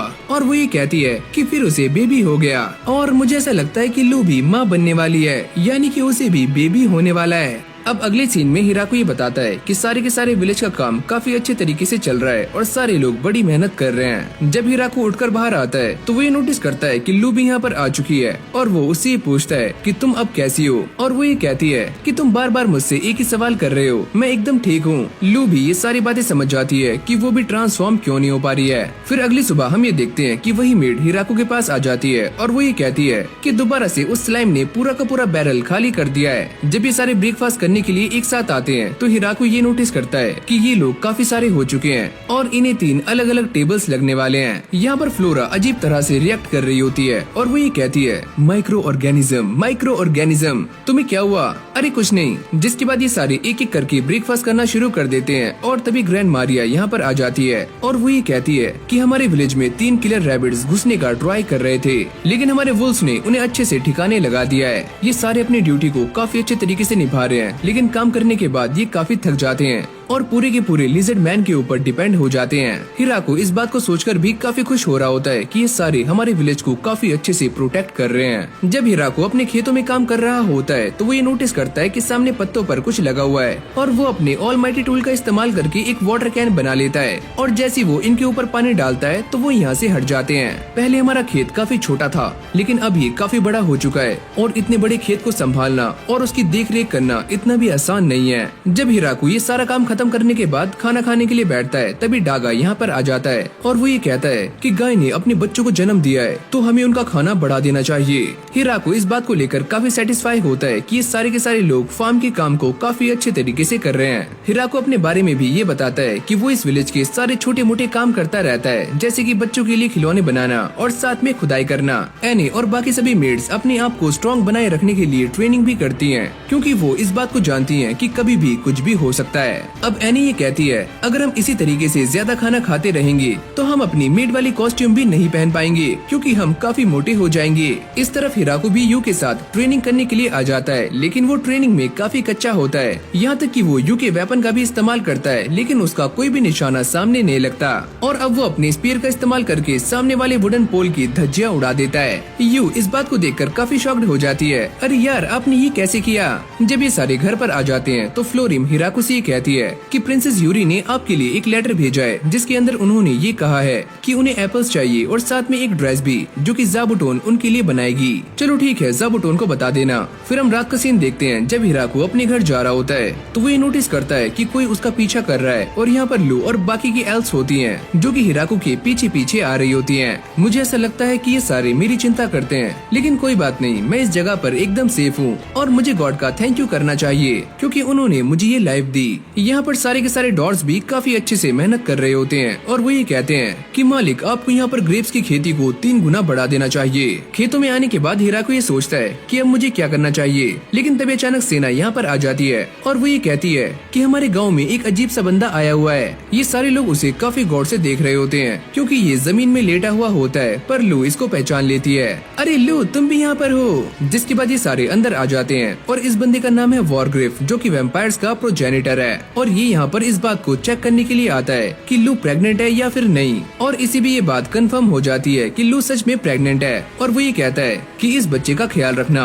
हिराकू बड़ी आराम से ये पूछता है, क्या तुम ये बात जानती हो कि ये इंसान कौन है? वैसे तुम कह सकते हो कि ये मेरे ग्रैंडफादर हैं। और ये सुनने के बाद हिराकू काफी शॉक्ड हो जाता है। वॉरग्रिफ ये बताता है कि वैसे मेरी उम्र 4000 साल है और लंबा जीने की मेरे पास एक ट्रिक है कि मैं सारी चीजों को भूल जाता हूँ सिवाय अपने नाम और अपने क्लैन के नाम के। और हाँ, थोड़ी बहुत इम्पोर्टेंट चीजों को भी मैं याद रखता हूँ। सच में ये इंसान तो काफी डरावना है। वैसे लास्ट टाइम मैंने अपनी मेमोरी को 200 साल पहले इरेज किया था, लेकिन अब मुझे इसकी आदत सी हो गई है। हिराकू ये सोचता है कि मैं इस बात को नहीं जानता था कि वैम्पायर्स के पास ऐसी भी ताकत होती है। अब वो इन दोनों से इस बात के लिए भी माफी मांग रहा होता है कि वो इस विलेज में बिना किसी को हेलो हाई किए घुस गया। वैसे जब मैं यहाँ से जा रहा था तो एक अजीब से प्रेजेंस ने मुझे यहाँ पर खींच लिया और वो यहाँ पर हिराकू के बनाए हुए गॉड्स की बात कर रहा होता है जिसके सामने वो लेटा हुआ था। हिराकू ये सुनने के बाद काफी शॉक्ड हो जाता है। क्या तुम सच में गॉड को जानते हो? अरे हाँ, जब मैं पैदा हुआ था तब मैंने गॉड को देखा था, लेकिन अब मैं उनका अपीयरेंस भूल चुका हूँ कि वो कैसे दिखते हैं। हिराकू उसकी बातों को सुनकर ये समझ जाता है कि वो यहाँ पर इस गॉड के स्टैचू के लिए आया हुआ है, तो हिराकू उसके लिए एक और बनाकर दे देता है जिससे वॉरग्रिफ काफी खुश हो जाता है। तुम्हारा धन्यवाद। और जब वो इस स्टैचू को लेकर यहाँ से जा रहा होता है तो वो ये कहता है कि मैं इसके तुम्हें कितने पैसे दूं? हिराकू ये कहता है कि मुझे इसके पैसे नहीं चाहिए। गॉड एक ऐसी चीज है जिसे बेचा नहीं जाता, ये तो सबके होते हैं। अच्छा ठीक है, तो मैं यहाँ से जा रहा हूँ और लू का ध्यान रखना। ये बोलने के बाद वॉरग्रिफ यहाँ से निकल जाता है। लू हिराकू को ये बताती है कि वॉरग्रिफ को देखकर कोई ये नहीं बता सकता कि वो एक काफी इम्पोर्टेंट इंसान है। अगली सीन में हम ये देखते हैं कि वॉरग्रिफ एक टेम्पल में आ जाता है और वो यहाँ के इंचार्ज से 50 सालों के बाद मिल रहा होता है और वो ये कहता है कि मैं इस स्टैचू को यहाँ पर रखना चाहता हूँ। ये दोनों इस मूर्ति के लिए एक काफी बेस्ट जगह ढूंढते हैं और उसे यहाँ पर प्लेस कर देते हैं। इंचार्ज ये कहता है कि जिस भी इंसान ने ये मूर्ति बनाई है क्यों ना उसका नाम भी हम यहाँ पर लिख दें, लेकिन वॉरग्रिफ इस बात के लिए मना करता है और वो ये कहता है कि मैं उस इंसान की पीसफुल लाइफ को खराब करना नहीं चाहता, लेकिन हाँ, सारे के सारे टेम्पल्स को ये बता दो कि जिस भी इंसान ने ये स्टैचू बनाया है सारे लोग उसकी रिस्पेक्ट करें, चाहे फिर वो कोई भी हो। फिर दोबारा से हमारा seen the great tree village में आ जाता है जहाँ पर लू एक पियानो बजा रही होती है। हिराकू ये कहता है कि ये पियानो वॉरग्रिफ ने एक गिफ्ट के तौर पर दिया है जिसको ये सारे एक रूम में रख देते हैं। जिसके बाद ये तीनों टिकटॉकर लड़कियाँ भी यहाँ पर आ जाती है और वो ये कहती है कि चलो इसको बजाकर एक रील बनाते हैं और टिकटॉक पर अपलोड करते हैं। लेकिन तभी अचानक इन सभी की फट जाती है क्योंकि ये पियानो काफी रेयर है। अगर गलती से भी इनसे कोई चीज टूटी तो इनके ऊपर पूरा का पूरा पहाड़ टूट सकता है। और अब ये तीनों लड़कियां हिराकू के पास आ जाती हैं और वो ये कहती हैं कि हमें भी एक पियानो चाहिए। हिराकू ये कहता है कि हमारे पास ऑलरेडी एक पियानो है, तुम उसे बजा सकती हो। अरे नहीं, हमें वो नहीं चाहिए, वो काफी एक्सपेंसिव है, हमें कोई सेकंड हैंड ही दिला दो, हमें प्रैक्टिस करनी है। अब माइकल से बात करने के बाद हिराकू इन सभी के लिए एक न्यू पियानो लेकर आ जाता है जिसको ये सारे बड़े शौक से बजा रहे होते हैं और काफी खुश भी होते होते हैं, पर इससे हिराको की रातों की नींद भी उड़ जाती है और वो ये कहता है, अरे यार प्लीज मुझे सोने दो।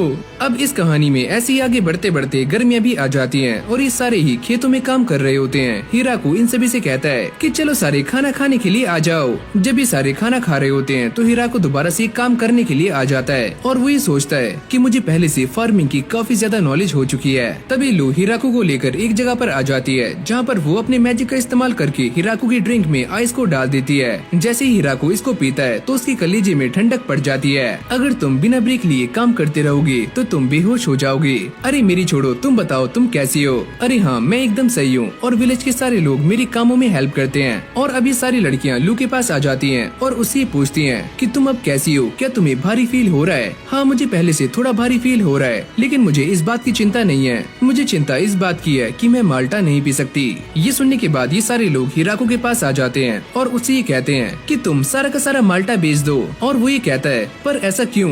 देखो, लू भी माल्टा नहीं पी सकती और हमारी तलब भी बढ़ती जा रही है। अगर ये हमारे सामने होगा तो हम इसे खाली कर जाएंगे, तो प्लीज इसे बेच दो। तुम्हारी बात एकदम सही है, लेकिन चलो हम एक काम कर सकते हैं कि इस माल्टे को स्टोर कर देते हैं और जितने भी टाइम तक ये स्टोर रहेगी इसका टेस्ट और भी ज्यादा बढ़ जाएगा।